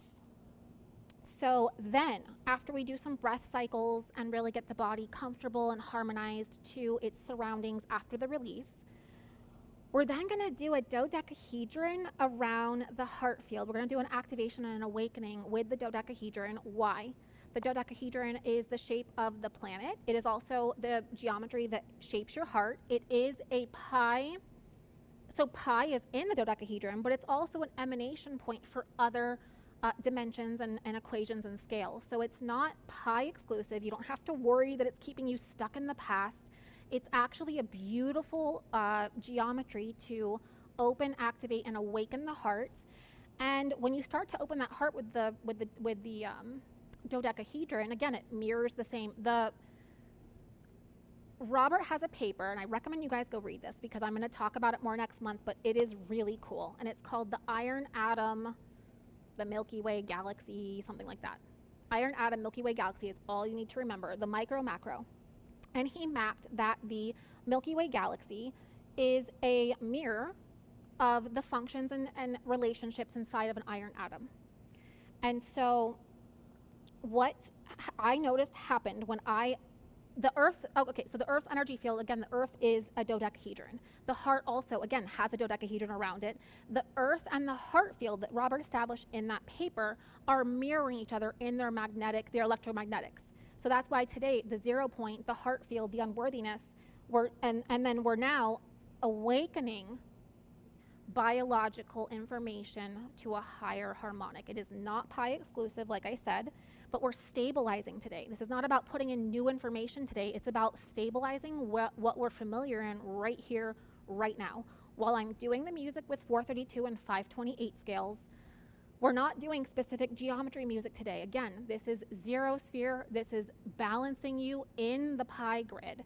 We don't escape it, we complete it here. We don't escape pi, we complete it. So this is our launching pad, the heart, the dodecahedron, and we're going to anchor the cuboctahedron in the third eye, and we're going to anchor the lotus in the womb. And I'll be guiding you guys through this. So you just lay back, release. When we're doing the first section, you need to be sitting up. But when we get to the harmonized section, I'll be giving you guys spoken instructions to lay down.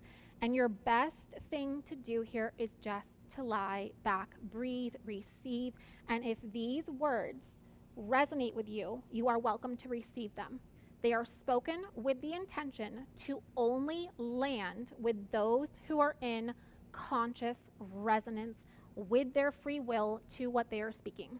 They are spoken glyphs, but I have no desire to be programming you, changing your neurocircuitry with my thoughts and my will and all that. This is simply a transmission that you can receive if you want to receive it to activate higher harmonic geometry and stabilize the current geometry that you have in your field right now.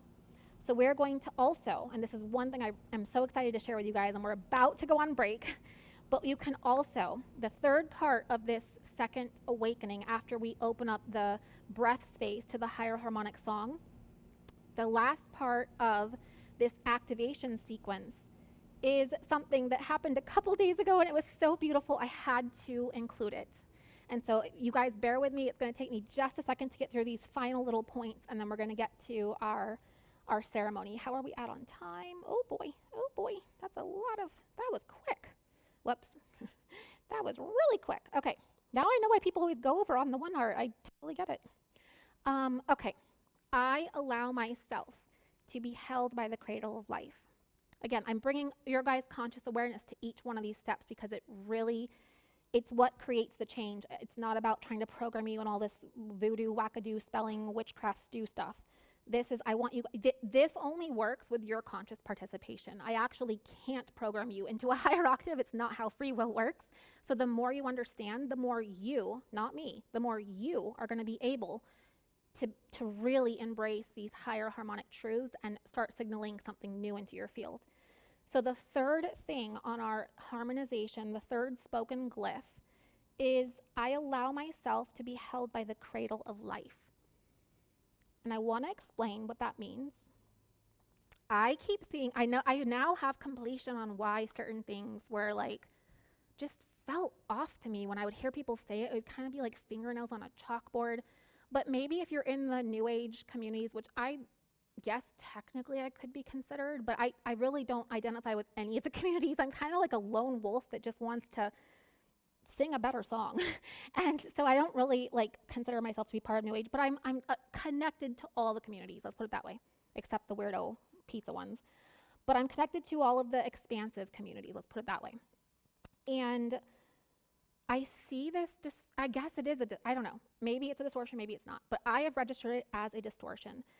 There is a growing number of people who are like, I'm a star person, I'm a whatever, all the different identity things in the spiritual world with all this information that's looping in on itself and people channeling things from who knows where and who knows what dimension, because that is the dimension of mimicry and version and all of that. So when a lot of people are kind of obsessed with like getting off this planet, I'm not coming back here, which I think is like literally the ticket that like keeps you in this reality, is to not see it for what it is and to not be willing to transmute it, to not understand that it's the inverse of you.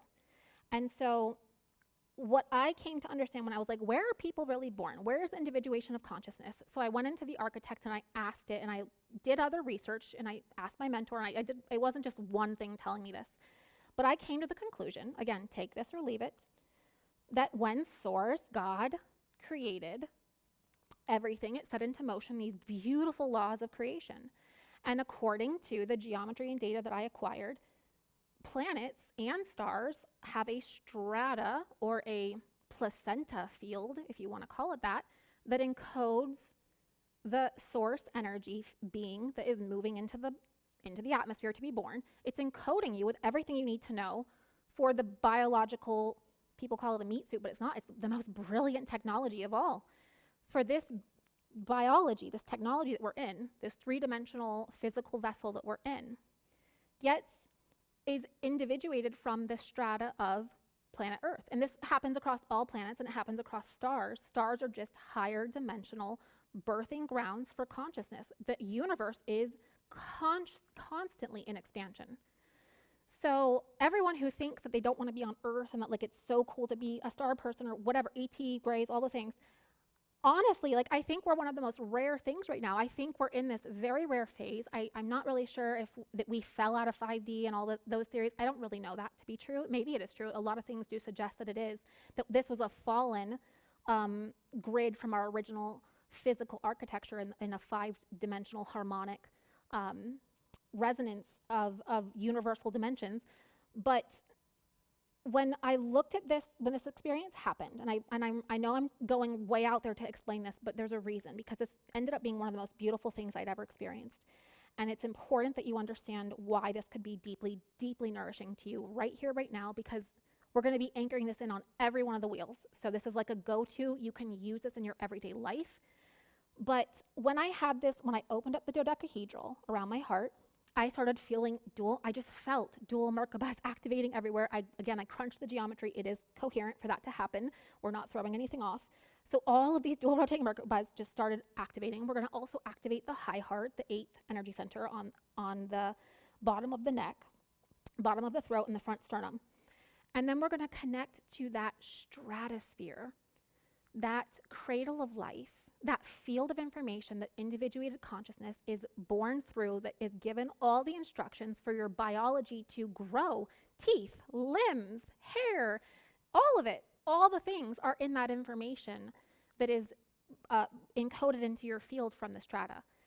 And so when we are in this beautiful space of connecting to Mother Earth's heartbeat, you also can ask, and we're going to do it today, ask to be held by that field, that placenta field that can feed you, that can send you signaling to broken things that have been breaking down from all this incoherence. I don't know this to be true, but I actually think this is the med bed that people are looking for. Everyone's looking for it in a technology. I actually think it might be found in the earth and the heart as the doorway to it all kind of makes sense. Anyway, so that's a lot to say. If you're on Earth, you are one of the most rare beings in the planet. You're here at a very huge time for all of the universe. You are special, you are unique, you are significant, and being able to restore and repair yourself suddenly with the Earth strata suddenly makes being here not feel so much like an outsider. I think a lot of people don't feel home here because they don't feel home within themselves because of the whole thing with the looping and the forgiveness and the self issues, or the issues that we create within ourselves of not trusting. Okay, then final part, and we're gonna get to it. The completion, the phase lock. We're going to enter into music that is going to get very low and slow. I'm going to actually introduce some plant wave music. So we're going to bring the earth in. We're going to have dolphin and whale sounds also going.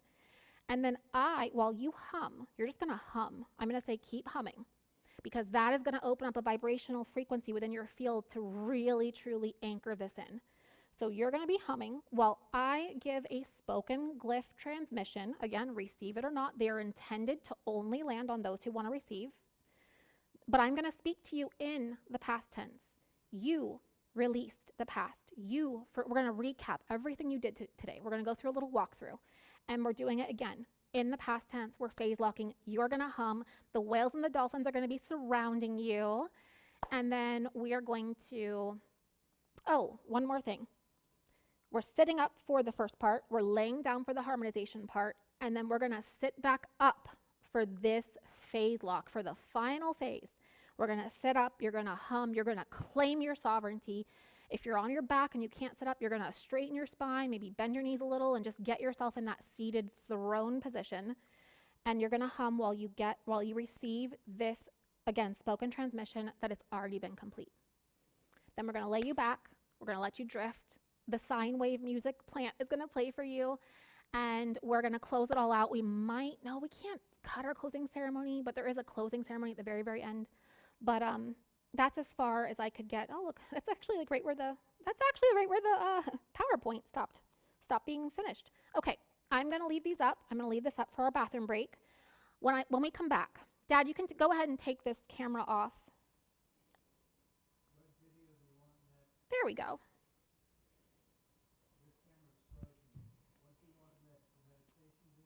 No, we're going to go to bathroom break. So, okay.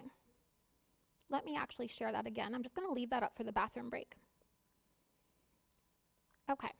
So, if you have pen and paper on the bathroom break, I'm going to be in the back because it's a little bit difficult to get me in and out of chairs. So we're going to get me set up in the back. I'm not going to be on camera when you guys come back. It's going to take about 5-10 minutes. So if you have the ability, go ahead and write 3 times if you need to. I feel I am safe to open the ceremony on yourself if you are naturally hesitant. And then if you'd like to write out 3 times, at the top, every single time, I fully, completely, immediately forgive myself. I fully, completely, immediately release the waveform and root. I fully and completely anchor in the harmonic truth. I am that I am. Why? Because it's claiming everything. It's the inverse reality. So go ahead and write this down 3 times. We're gonna get into the ceremony, and I, again, won't be on stage, but I will see you all when oh wait, that's not, let me see. That's not actually sharing. I wanna make sure you guys have it sharing. Any questions? All is looking good. Okay, that's good. All right, I'm gonna put that back up on the screen. Where did it go? All right, let's go ahead and start our bathroom break officially. I'm gonna go off camera. You guys, we're on break officially. I'm gonna figure out how to get that back up so you guys can write it down, and then we will call you back in when we're about a minute away. And yeah, any questions you have, throw them in the chat, and I will see you at the end of the bathroom break. All right.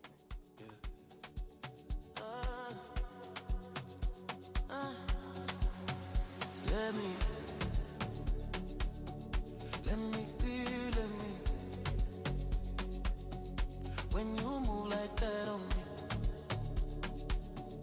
Let me be, don't stop, don't talk, just feel, let me be.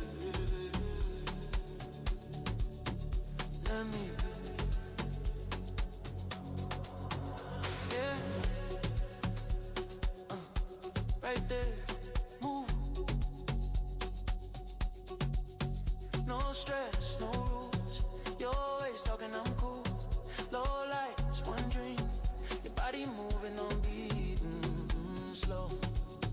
Say you feel it. I feel it. Say you ready. I'm ready. Let me be. Let me be, let me. Let me be. When you grind that slow on me. Let me be. Let me be, let me be. Tonight, we free, no sleep.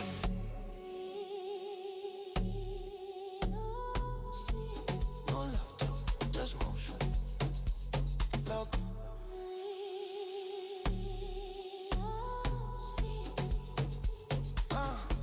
Let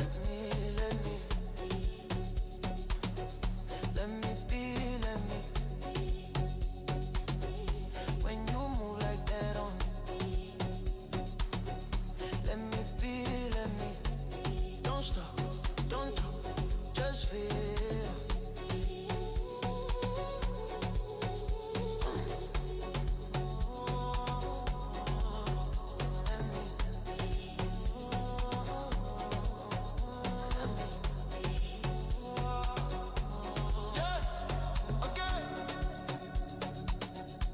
Don't stop.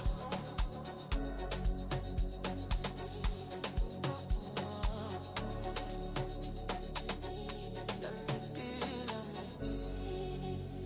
Yeah, be. Don't stop. Let me. Let me. Let me. Let me. Yeah, again. Don't stop. Let me.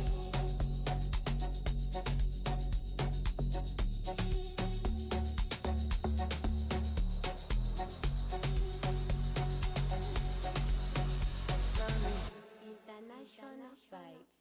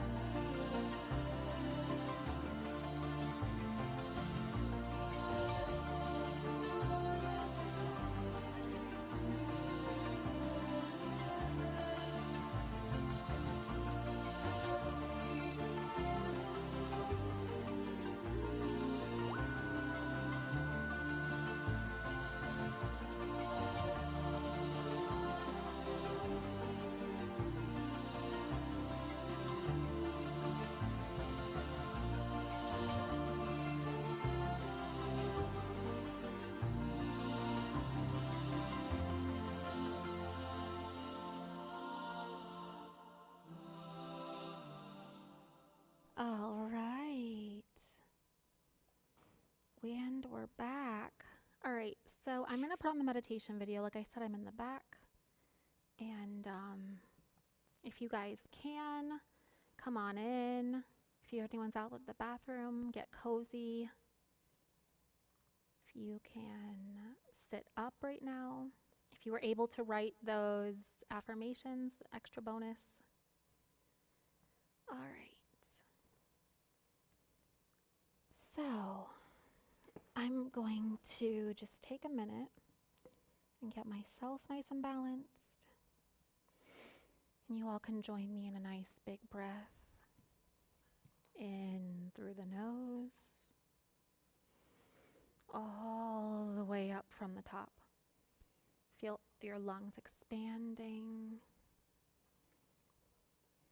And blow everything out. Everything you just learned, everything that got you here today, just come fully into the moment.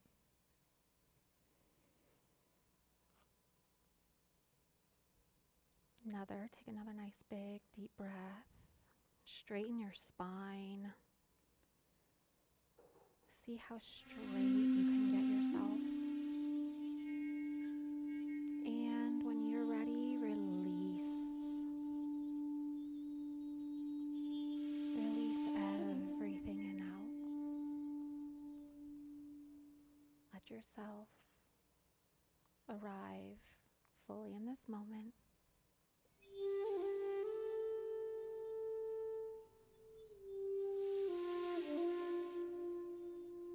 And one more nice big deep breath in.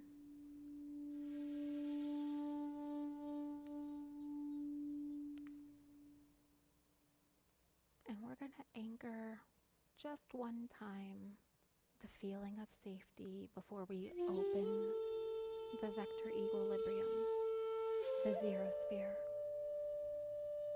the center emanation point. Take a nice big deep breath in. I think I am safe. And let it out. And at the bottom, I feel I am safe. Now take a nice big sip back in. Fill those lungs. I believe. Breathe in that new belief. Let it wash through your cells, speaking a new message of safety, of warmth. This is coherent. You are safe to move forward. Now straighten your spine. Keep breathing. Move your shoulders. Do a couple circles. A lot of times, resistance and static, it gets trapped in our neck, in our shoulders. Take some nice deep breaths in and lift those shoulders up to the ears.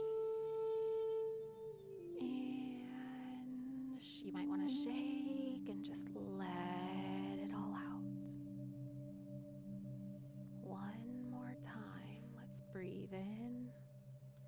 Shoulders up. You might feel them rolling and moving or shaking. And let it all out, all the way down. Shake, shake, shake, shake, shake, shake, shake. Now,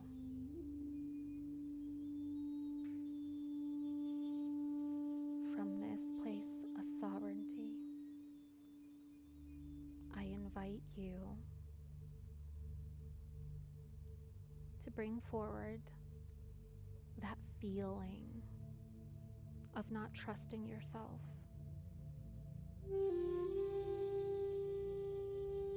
Bring forward one of those times where it was extra devastating when you made that promise and your coherence couldn't keep your word. Bring that moment up.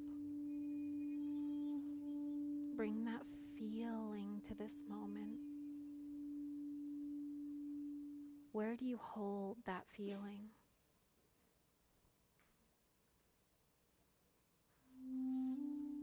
Bring your awareness to that part of your field, that part of your biology. Now, with your hand on your heart, ladies, the left is the receiving side. Gentlemen, the right is the receiving side.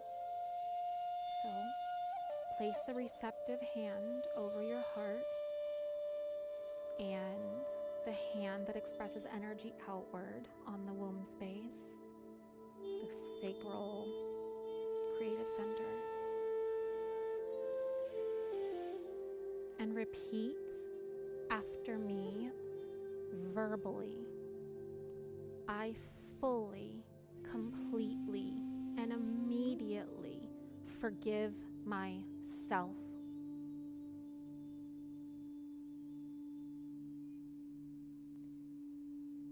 For all the times I broke promises to myself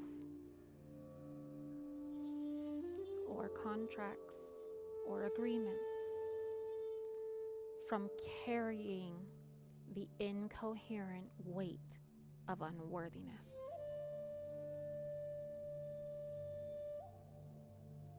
One more time, I now fully own this, fully, completely, immediately, as the sovereign being that I am, forgive myself.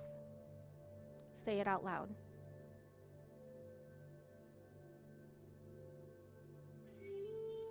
For all the times that I broke my agreement, my contract, my word within myself.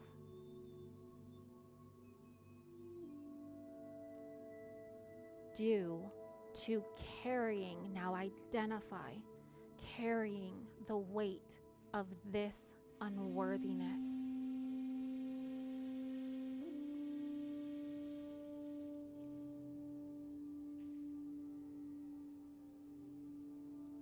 Now,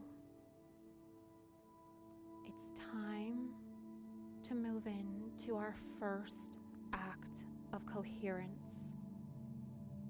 Let yourself breathe and feel that release settle in to your cells.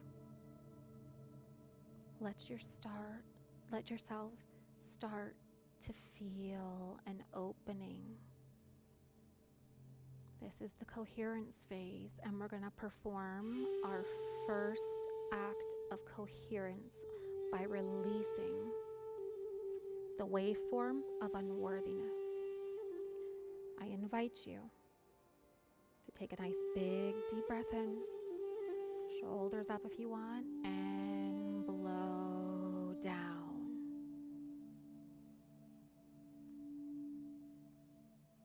Oh, you know what? We're going to read the forgiveness one more time. We didn't complete the 3 cycles. One more time. I fully own it this time, guys. I fully, completely, and immediately forgive myself.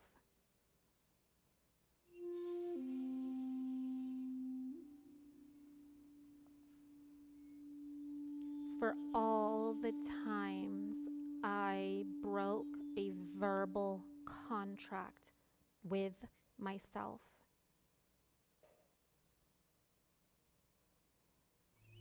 From carrying the weight of unworthiness that's not mine to carry.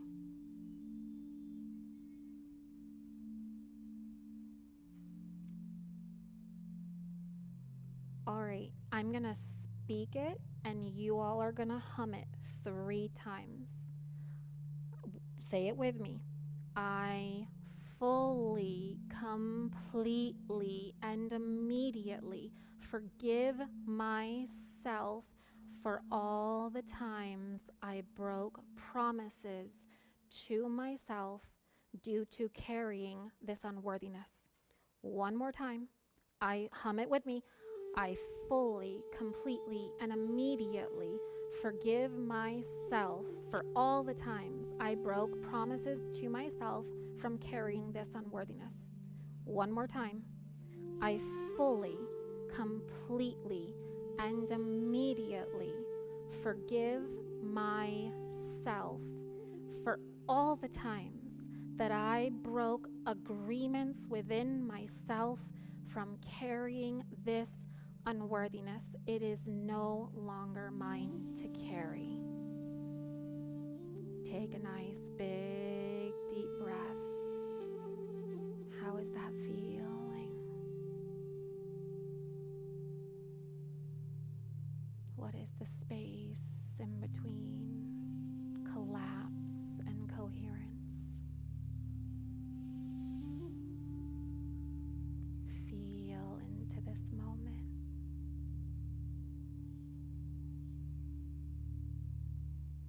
Now we enter the coherence phase.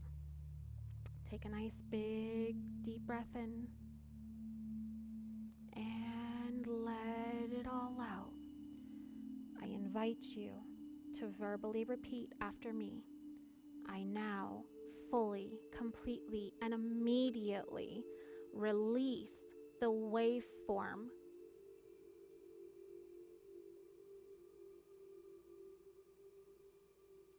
and the root memory field of unworthiness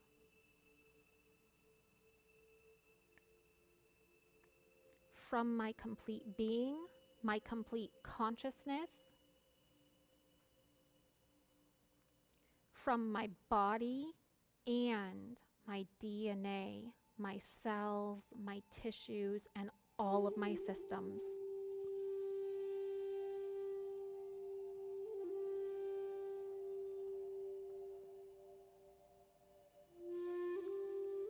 Take a nice big deep breath in and let it out. How does that feel?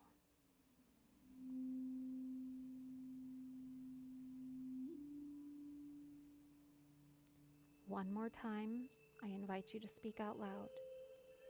I now fully, completely, immediately release the waveform. Dad, absolutely.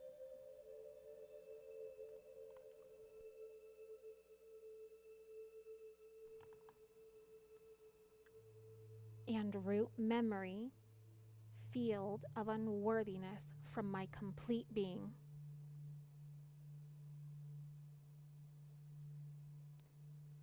From my complete consciousness, my complete body, and my complete DNA.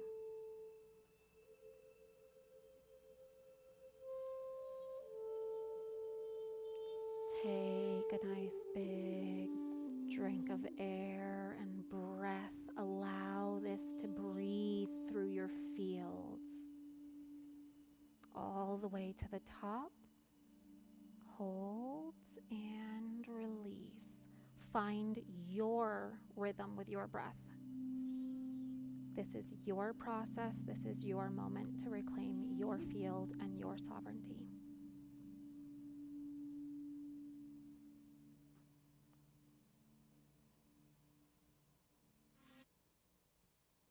One more time, out loud.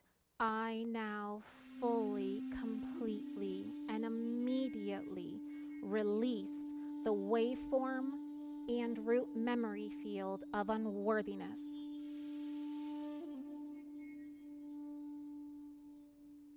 I release it completely from my being, my consciousnesses, my entire body, and my DNA.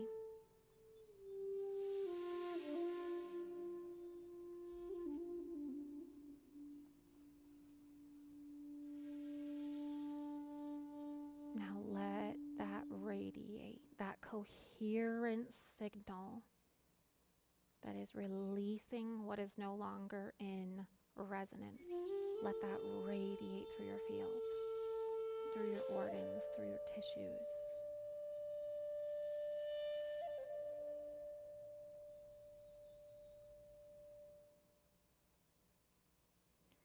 Now I'm going to speak it while you hum it 3 times in a row. Move with me. I now, and you can name yourself, fully, completely, and immediately release the waveform and root memory field of unworthiness.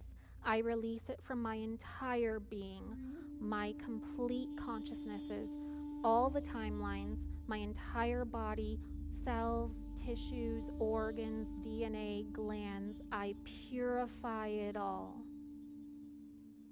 Now breathe.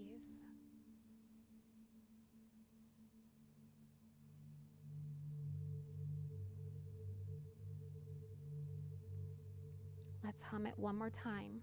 I, name your name, now, fully, completely, and immediately release the root waveform and the root memory field of unworthiness from my complete being, all of my consciousness, all of my body, my electrobiofields, my DNA, across all timelines, all dimensions, and all versions of me. Take a nice big breath in. Find your rhythm. Find your numbers. Find your breath. And release.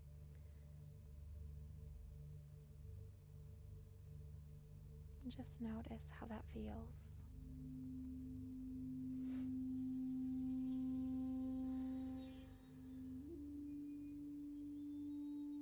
I like to breathe with you guys.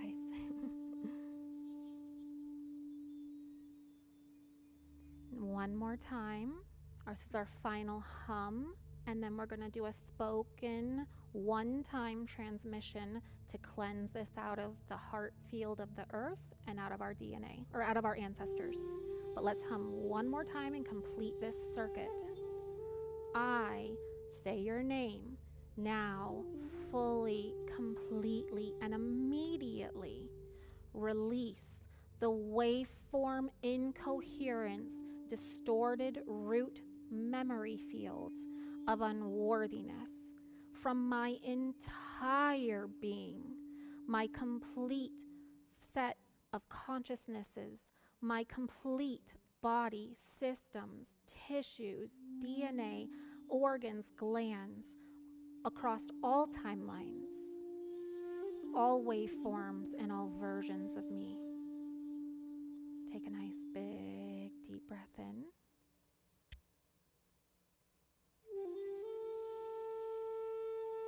And let it all out. You might feel twitching or a sensation to move. Let it all go. Let your body move, let your shoulders, hips. There could be things unraveling right now. You might feel tears. All of it is welcome. This is your time to nourish your inner child and to reestablish that coherence and trust within yourself. This is the first step of collapsing the looping waveforms. Now, I'm going to give you a spoken transmission to clear this from our earth and from our ancestors. We aren't doing it 3 times because we're not wiring that into our fields, but we're going to perform it as a sovereign being in proper harmonic stewardship of our planet and of our lineage. So, repeat after me. I now fully, completely, and immediately release the waveform and root distorted memory field of unworthiness from my complete being. Oh, I'm sorry, we already said that. I release it from the heart of Mother Earth. I release it from her memory field. I release it from her ley lines, from her water systems. Speak this harmonic stewardship into our planet. Where do you want to release unworthiness? Pick your spots and release it. Out of the hearts of animals, out of the hearts of humanity. You are a sovereign being. Take a nice big deep breath and call in a higher truth. Shatter unworthiness from our planet. Speak it into existence. Take a nice big breath in. We are not separate from this earth. And release down. Now, we're going to remove this from our ancestral line. This release part is big. It has 3 parts within the 3-part ceremony. All right. Take a nice deep breath. Spine straight. Sovereignty engaged. Say it with me or after me. I now, name your name, completely, fully, immediately release the waveform and the distorted root memory field of unworthiness from my ancestors, from the ancestors behind me, the ancestors in front of me, the ancestors on both sides of me.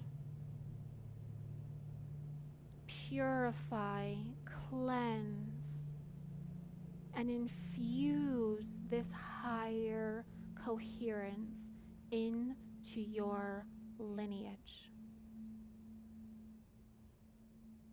Just breathe. Feel it starting to speak to your DNA, through your DNA. It broadcasts in all directions, forwards, backwards, and side to side. You can also see this cleansing the meridian ley lines of our planet right now, as you're also feeling it cleanse out of the ancestral lines that surround you. Let yourself feel the interconnectedness of this process. We are all one earth, ancestors, collective grid, and our unique emanation within that grid. We're doing this together.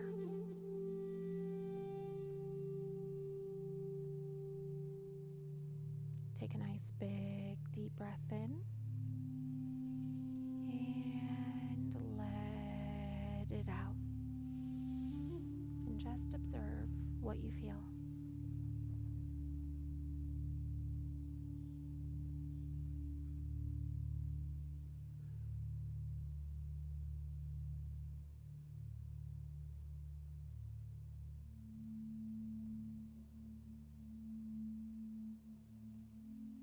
If you've taken your hands off your heart, go ahead and bring them back to the heart and the womb space as we verbally and harmonically anchor our truth into closure and completion for this part of the ceremony. Take a nice big breath in and release down, and verbally repeat after me. I name fully, completely, and immediately anchor a truth of my harmonic memory field. I fully, completely, and immediately now anchor my harmonic memory field of truth.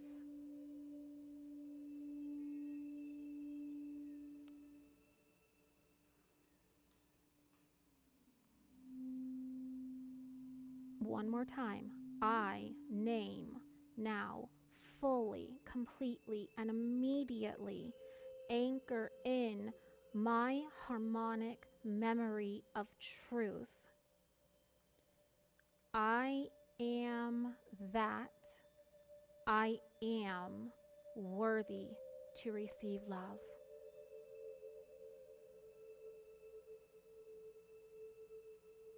We're speaking for ourselves as one with the inverse reality. One more time. I now fully, completely, and immediately know that I am worthy to receive love. Speak it out loud.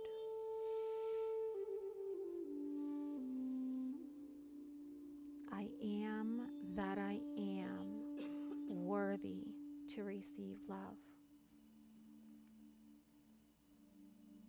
I think that I am worthy to receive love. I feel that I am safe and worthy to receive love. Really sit up and own this. We're anchoring in right now. I believe I am worthy to receive love. Breathe after you say it.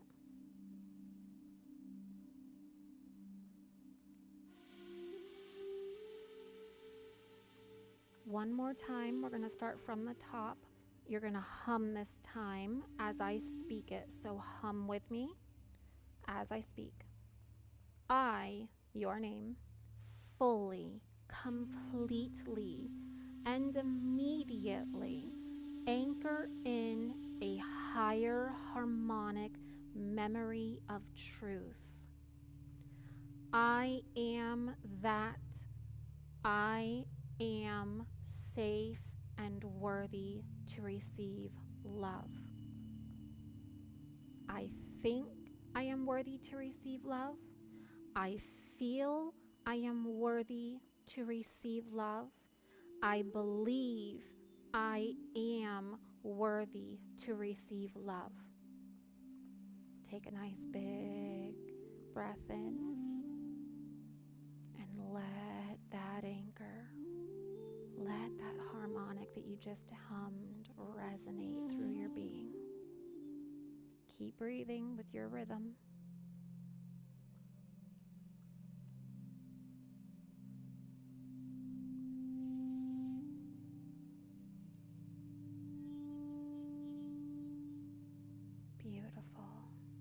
We're going to hum this one more time. This is a very powerful phase lock that we're doing. You are rewriting your field's geometry by allowing it to breathe. All right, one nice beautiful breath. And hum as I say, I, your name, now fully, completely, and immediately anchor in my harmonic memory of truth that I am worthy to receive love. We're going to say it and anchor into the subconscious field now. I think I am worthy to receive love. Hum along.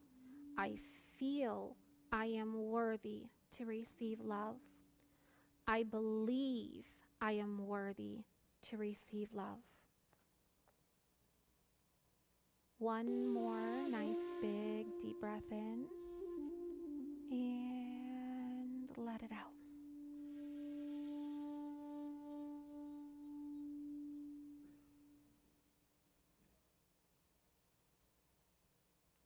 Just notice how that settles. What peace, what depths of peace you might be feeling.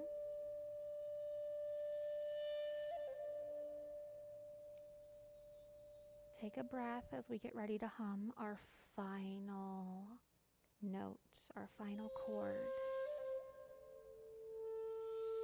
All right, big breath in.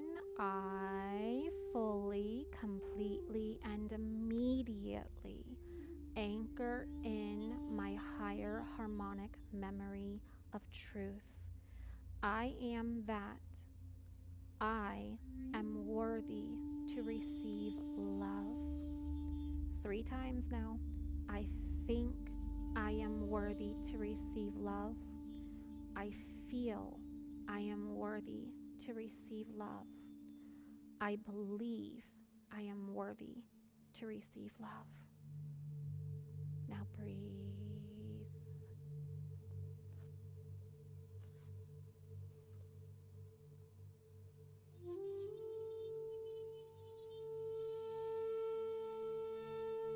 Follow your breath. And if it feels appropriate right now, you can lie back. You just completed the collapse.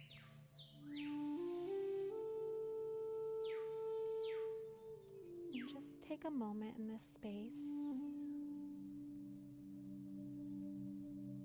to really tune into your heart.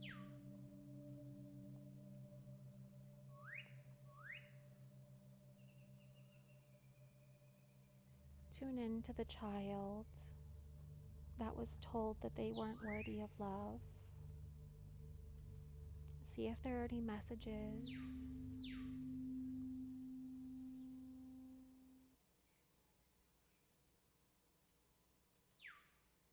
Is there any wisdom that maybe wants to emerge right now that we have the incoherence gone? This might be a good time for new signals, new coherence, a new way of seeing something.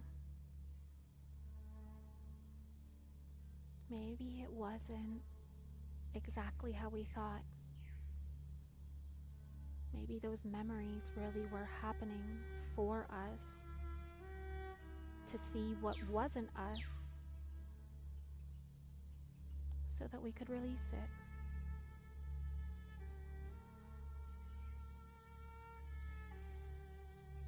It is safe to release distortions. It is safe to start hearing your own song.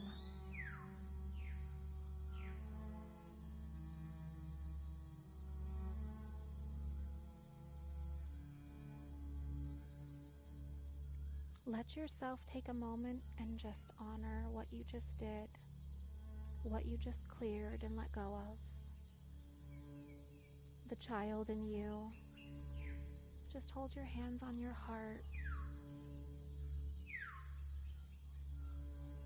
and let yourself just have a moment connected.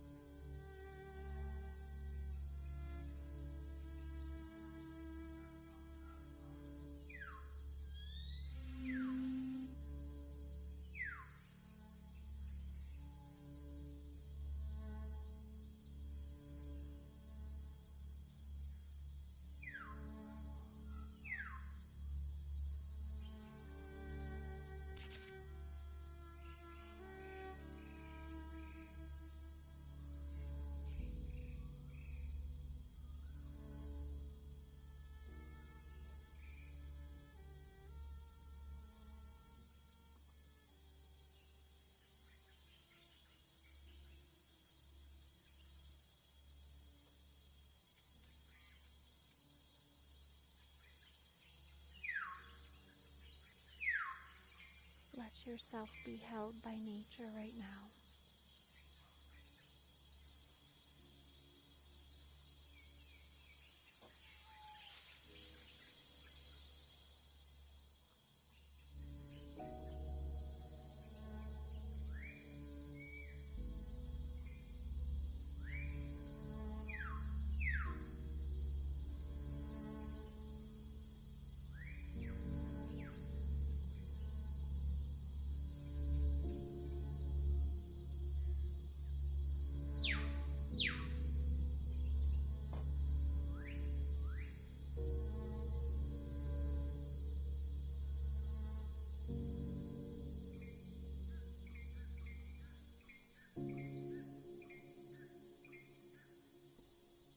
Now take a nice big deep breath in.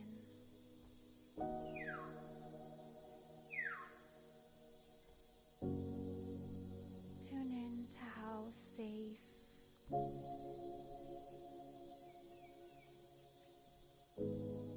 and how cozy you can feel in this very moment.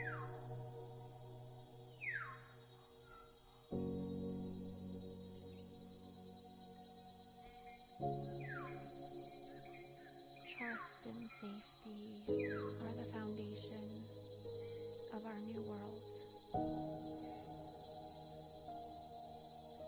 Allow that to emerge through you right now. The heart, no matter what it's been through, always wants to blossom.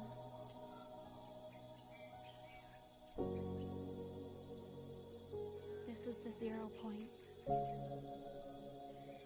the emanation in which all the systems flow outward and then return to your single source.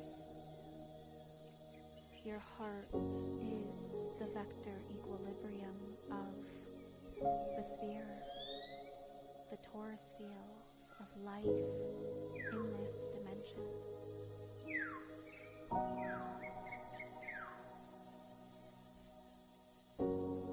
What wants to emerge in this moment?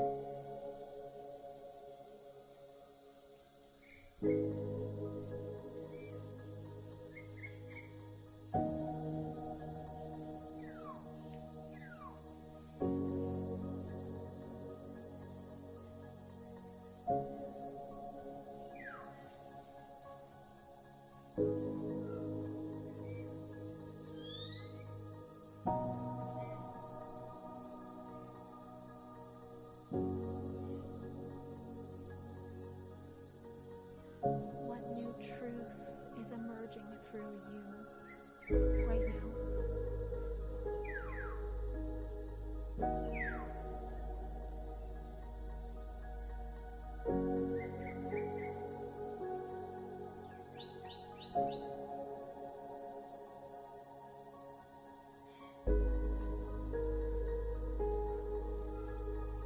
Now I invite you to inhale for 4 seconds and receive this spoken glyph. You can say it internally as well. We're going to inhale for 4, we're going to hold for 4, and then we're going to release for 8. Take a nice big deep breath in for 4 seconds and follow these words if you feel resonant. I welcome my harmonic song. Now hold. I release all echo distortions. And release very slowly. I emanate coherence into my form.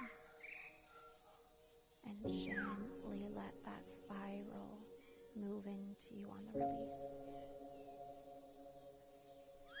Inhale up for 4 seconds. I welcome my harmonic song. Hold. I release all echo distortion. Release down slowly as you emanate this coherence.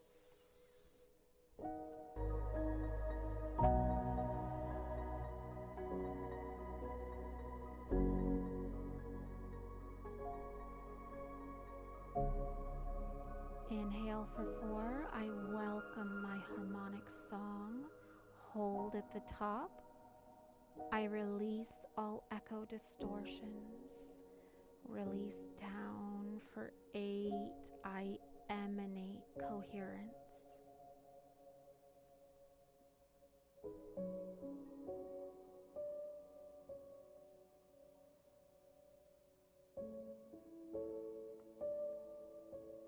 And just let that radiate through your entire torus field.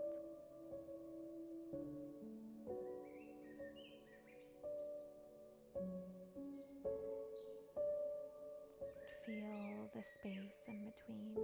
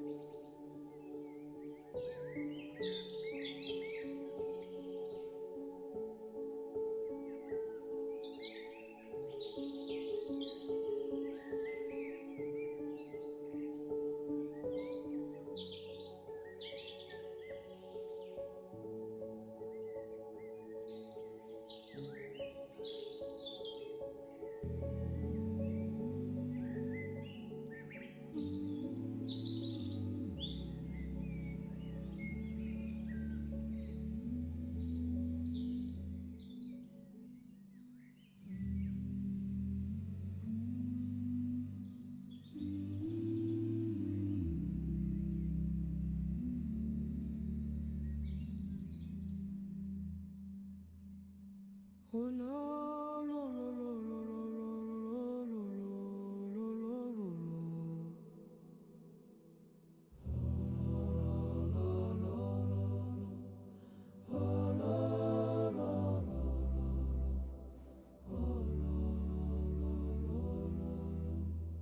You might start to feel the energy of Mother Earth through this music.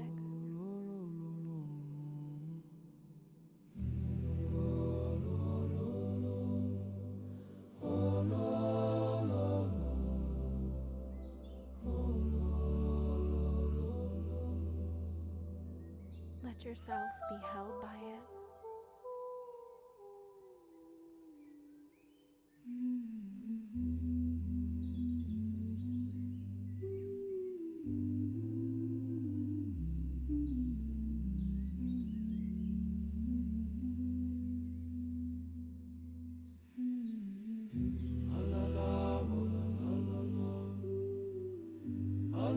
Bring your attention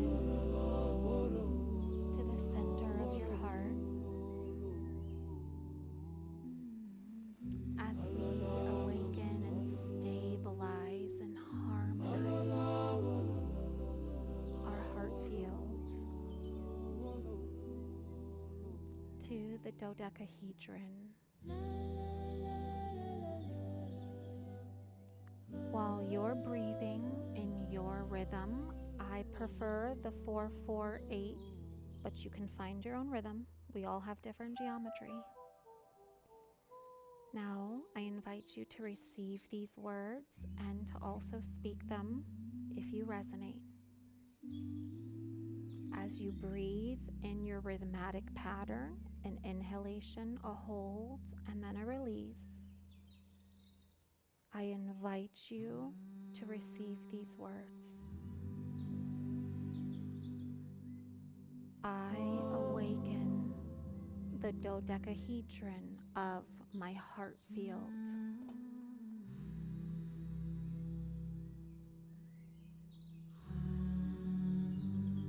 Continue your rhythmic breath as you speak and bring your attention to the heart space.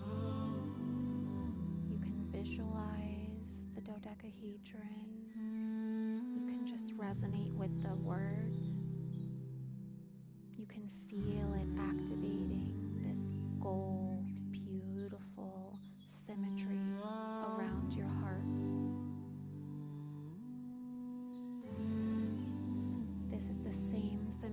as our planet Earth. Feel yourself start to connect to the heart field of the earth within this dodecahedron around your heart.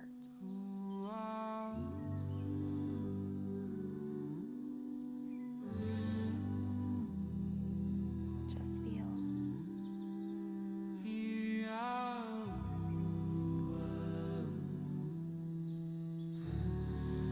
This is the moment you've been looking for.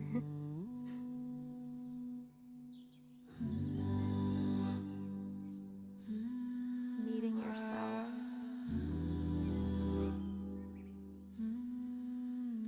Now, as you feel your heart awaken, as you feel the activation of your dodecahedron, the dodecahedron around the earth, as you feel all of this start to awaken something within your heart field, now allow and speak forth.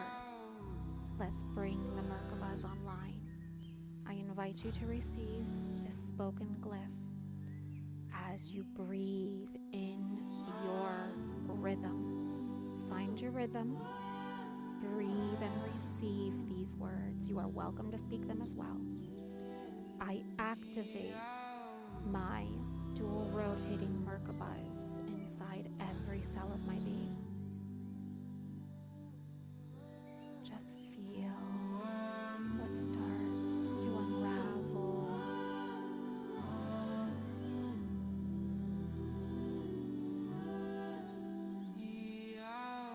Feel the emanation moving through you, flooding your fields, and then returning to you as the seed, to you as the source. Let this energy, let this activation of new geometry, new highways, let it emanate through you. As you keep breathing in your rhythm. You're doing wonderful.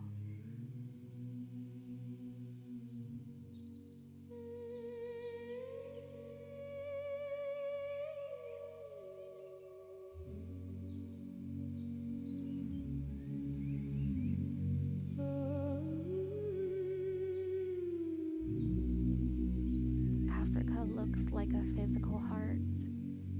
And while there are different theories on where the birthing place of humanity was, Africa certainly holds that place in a lot of people's hearts.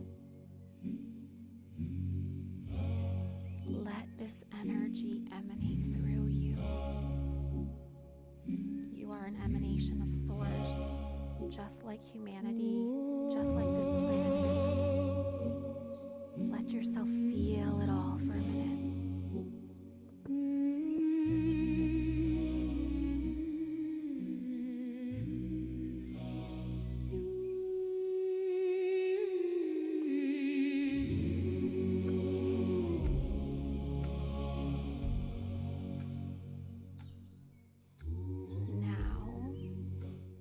We're going to activate our third glyph with words. And we're going to pull ourselves, envelop ourselves. We're going to invite Mother Earth to hold us in her cradle. Start your breathing, find your rhythm. And here we go. I allow myself to be held by the cradle of life.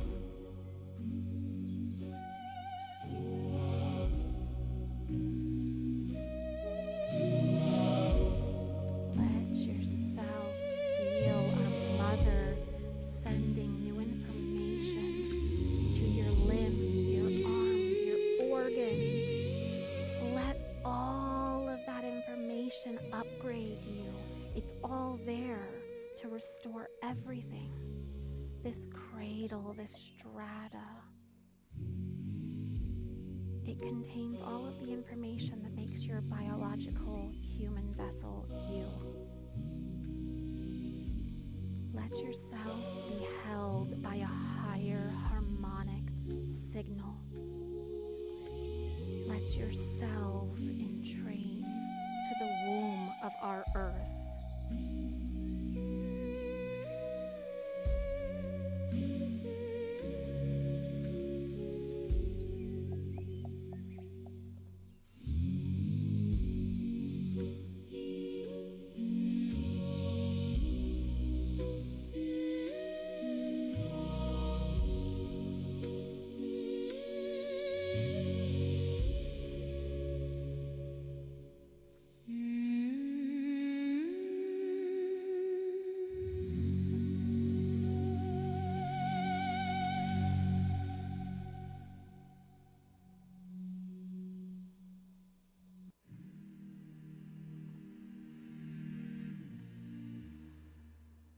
Now that we're plugged into our heart, to the heart of the earth, we're radiating and broadcasting with our double Merkaba activation, and we're being held by the cradle of our mother.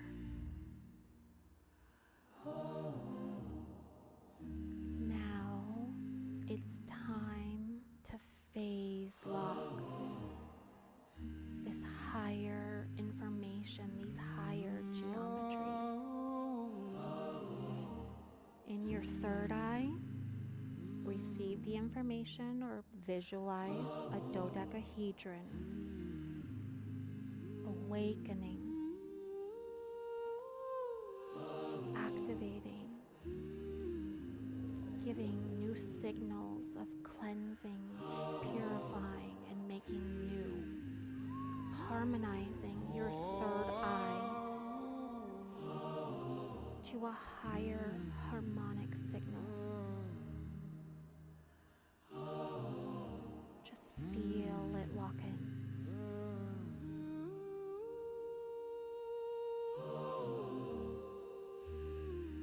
Breathe in your rhythm and take a nice big deep breath in. Lock the cube octahedron as the vector equilibrium, the center point of your triad, your third eye, your heart, and next we'll activate the crown, the womb. Wrong direction. Okay.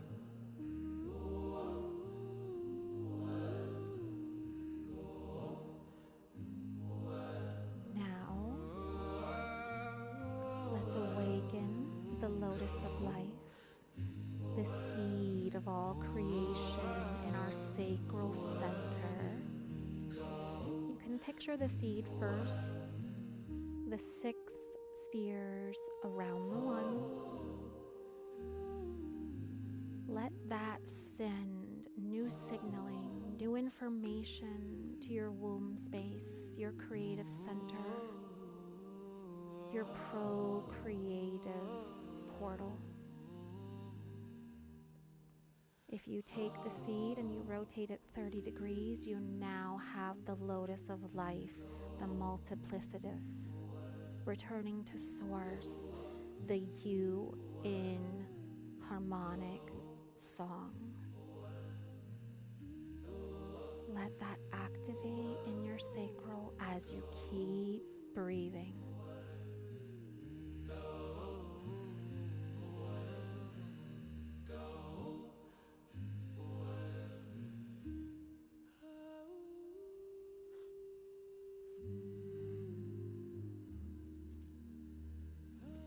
Now, take a nice big deep breath and let everything go.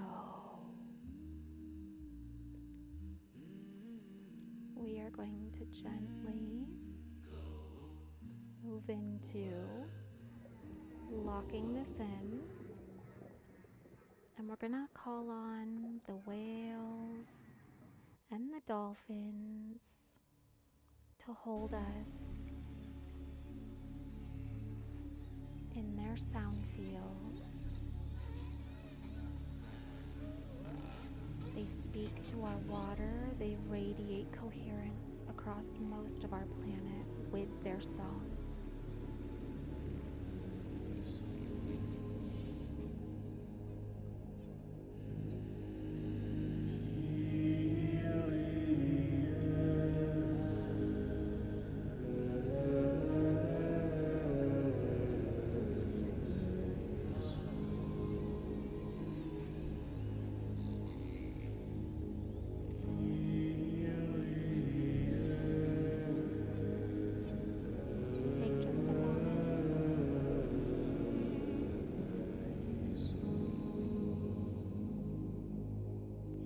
body settle into this moment fully.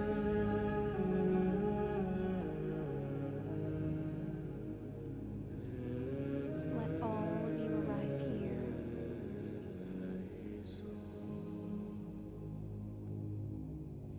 Stay consistent with your breath. We're about to complete the arc, the ceremony, the 0 point.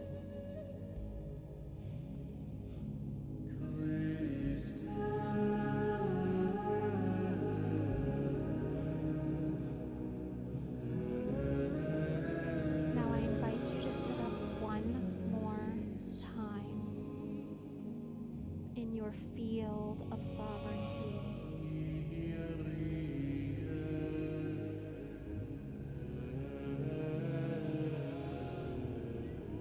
With your spine straight.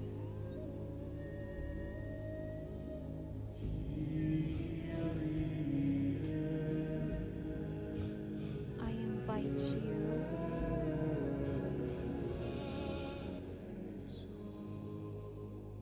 with your spine straight up to the sky or straight horizontally. I invite you to come back into your sovereignty one more time.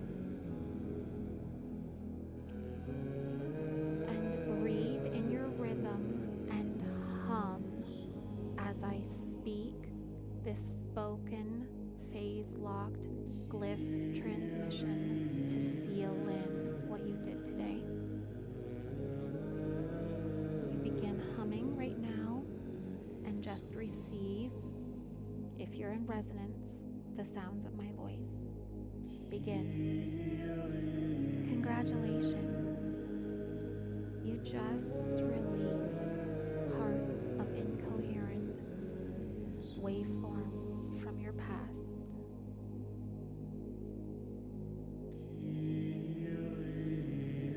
Let that land. Let the feeling of freedom land. You released a part of the echo chamber to make way for the cathedral. You forgave yourself. Really let that one anchor in with your breath and your hum.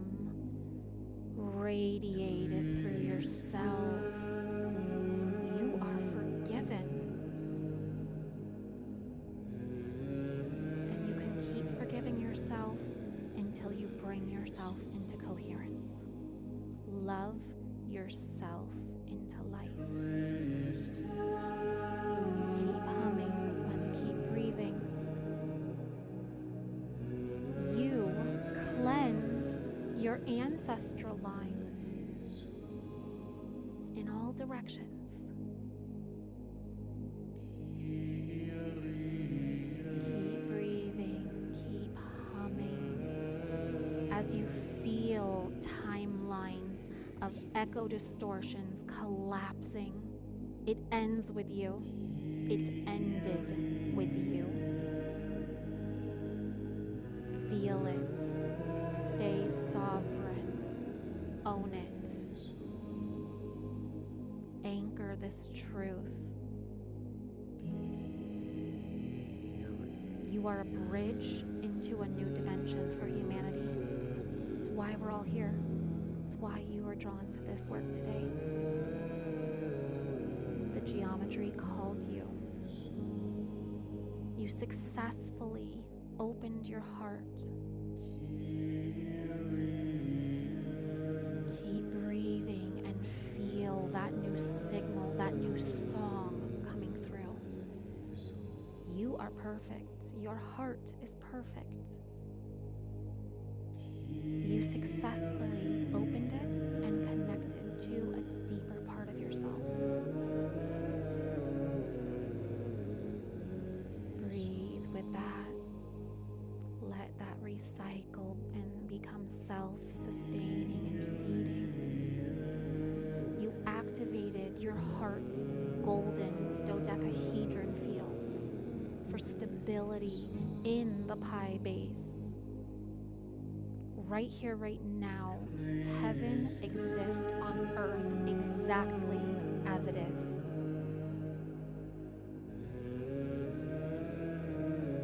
Your heart is what stabilizes your ability to experience that heaven as a lived architecture. Breathe that in. Breathe into your entire body, that truth. Circulate it, not outward, circulate it as a torus field, self-sustaining, feeding back into itself so that you can expand and grow with your creativity, your love, your true, the reason why you're here, your lived architectural geometry. You awakened your double spinning Merkabas in all of your cells, in the high heart, and in your entire field. Breathe that feeling in. Keep your timing and your breath consistent. Find your rhythm.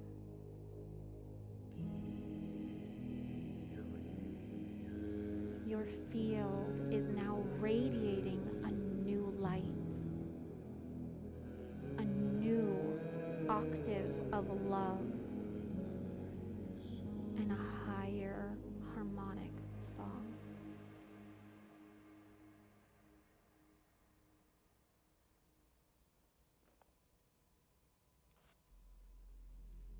You have now entered the cathedral, the 0 point of your vector equilibrium. Hum that into your body. You've entered the gates of the cathedral.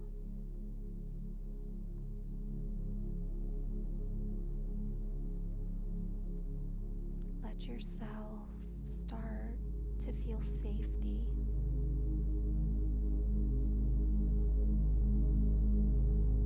Let that sink in. Coherence as a shield, coherence as protection.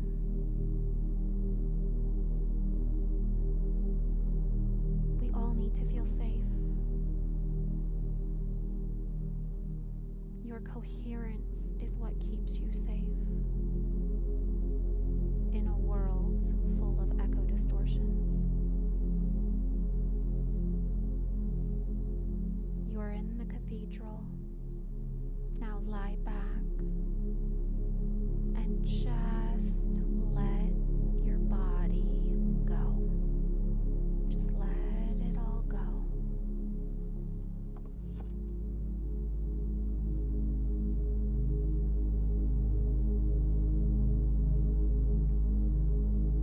Anchor in any final truths for you. Anchor those in as you get all comfortable.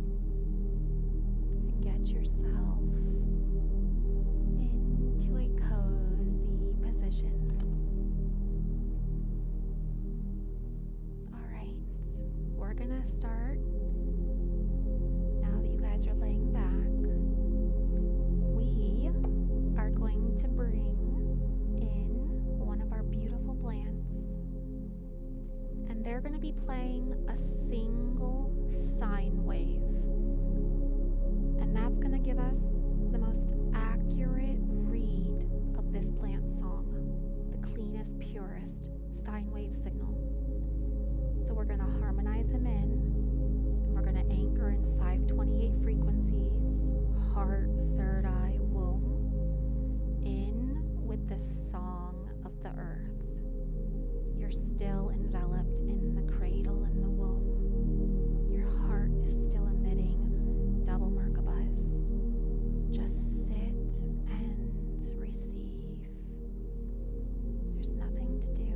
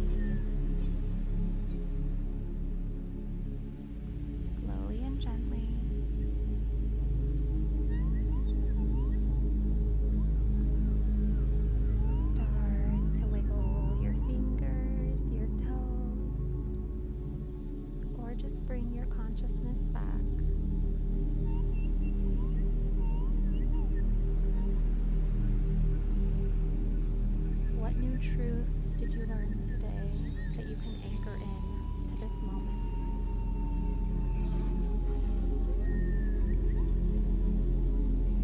What did you feel?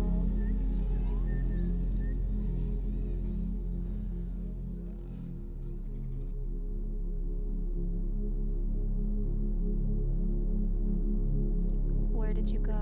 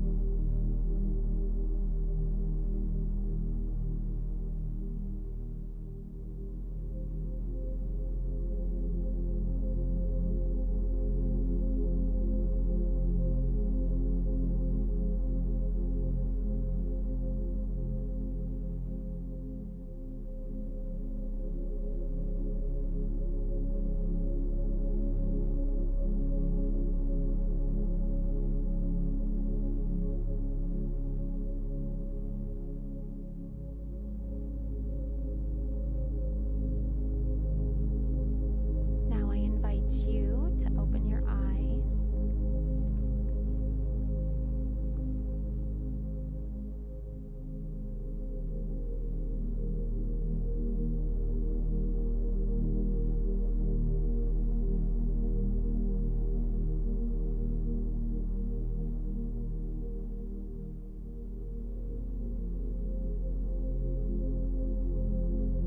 Have water nearby. Take a nice big sip of water.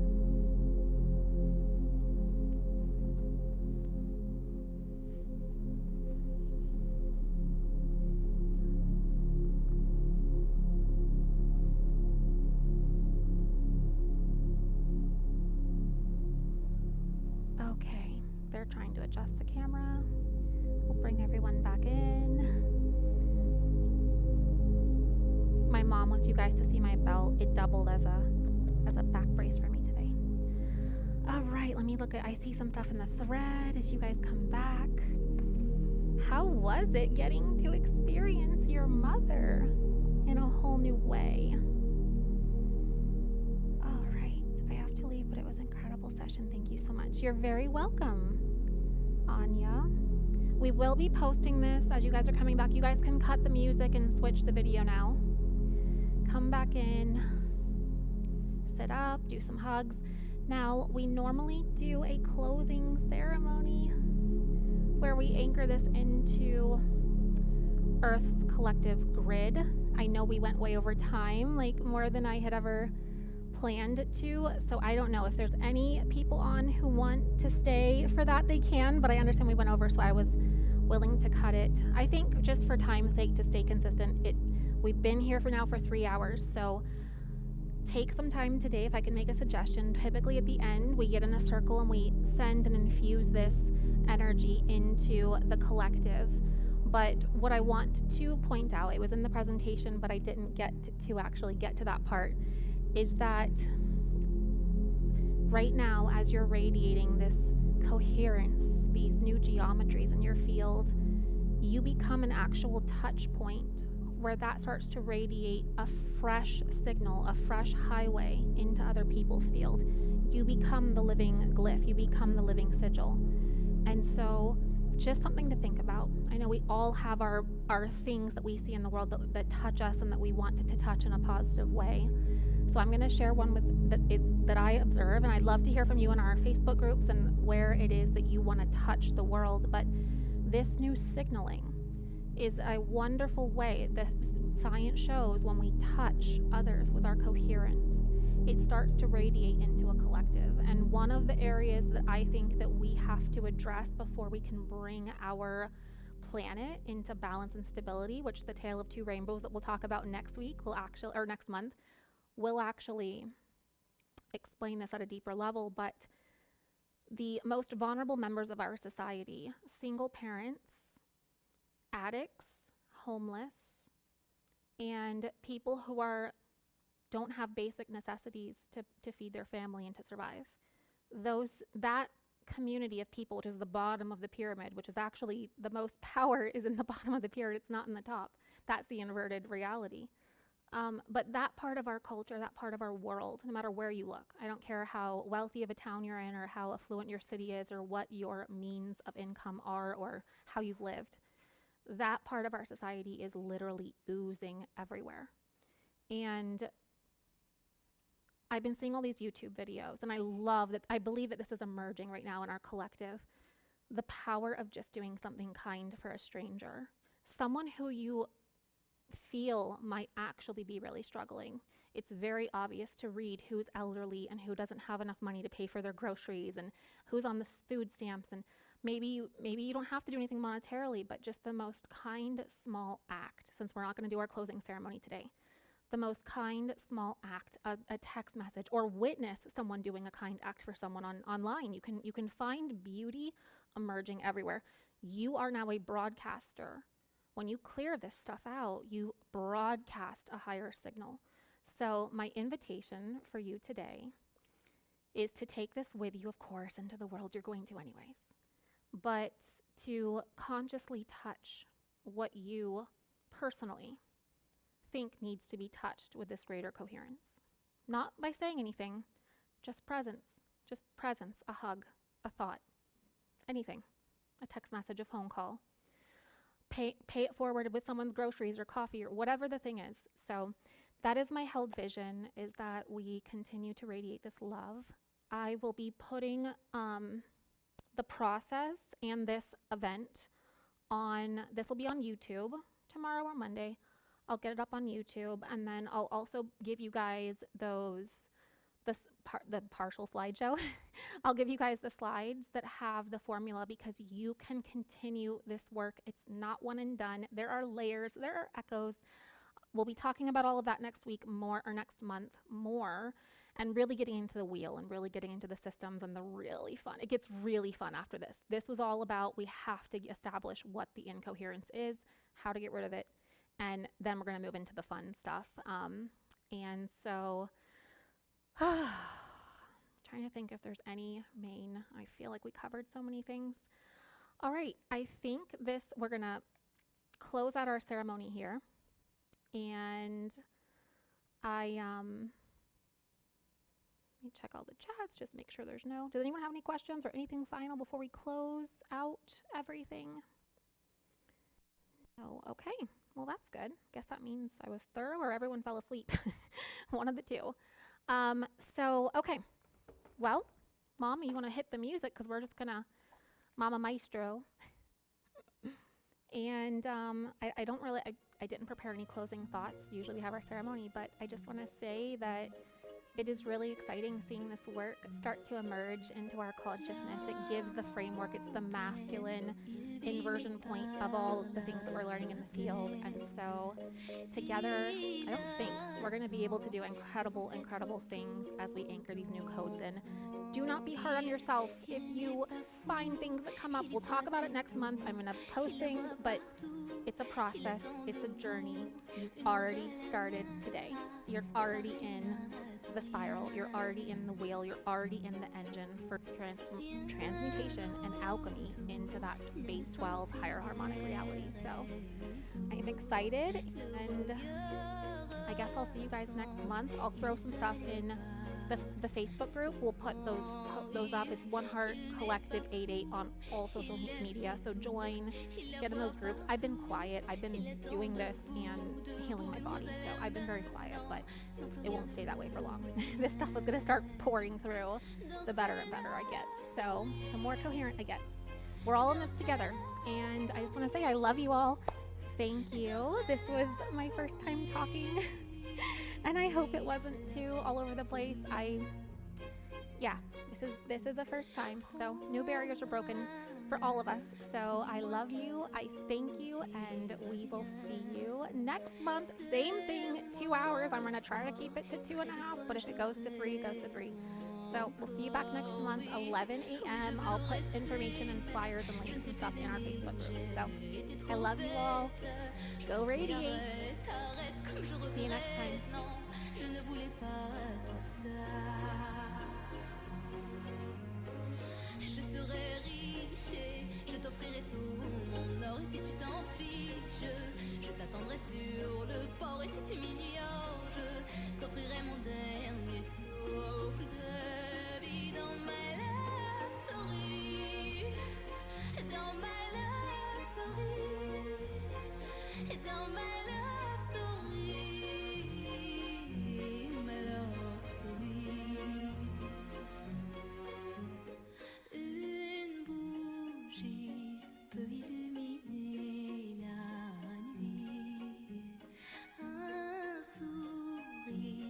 peut bâtir tout un empire. Il y a toi, il y a moi, personne n'y croit, mais l'amour fait d'un fou un roi. Et si tu m'ignores, je me battrai encore et encore. C'est ta love story. C'est ta love story. C'est l'histoire d'une vie. Love story.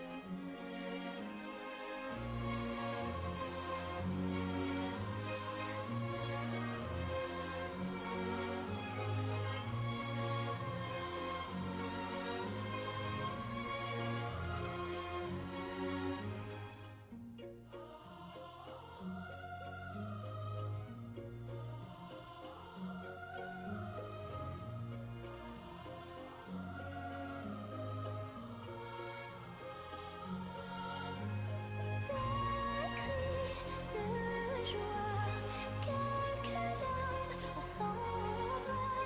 On vit dans cette love story. Love story. Love story.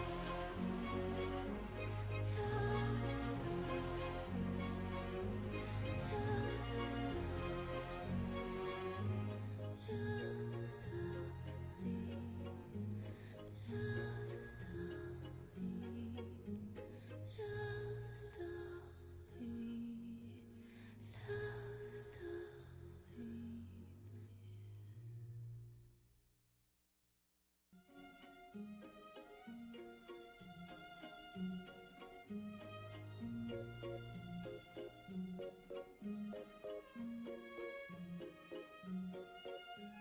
L'âme en peine, il vit mais par la peine. Il attend devant cette photo d'antan. Il n'est pas fou, il y croit c'est tout. Il la voit partout, il attend debout. Une rose à la main, à part elle il n'attend rien. Rien autour n'a de sens et l'air est lourd. Le regard absent, il est seul et lui parle souvent. Il n'est pas fou, il aime c'est tout. Il la voit partout, il attend debout, debout. Une rose à la main, non, non plus rien ne le retient. Dans sa love story, dans sa love story, dans sa love story, sa love story. Prends ma main, promets-moi que tout ira bien. Serre-moi fort, près de toi je rêve encore. Oui, oui je veux rester, mais je ne sais plus aimer. J'ai été trop bête. Je t'en prie arrête, arrête comme je regrette. Non, je ne voulais pas tout ça. Je serai riche et je t'offrirai tout mon or. Et si tu t'en fiches, je t'attendrai sur le port. Et si tu m'ignores, je t'offrirai mon dernier souffle de vie. Dans ma love story, dans ma love story, dans ma love story, ma love story.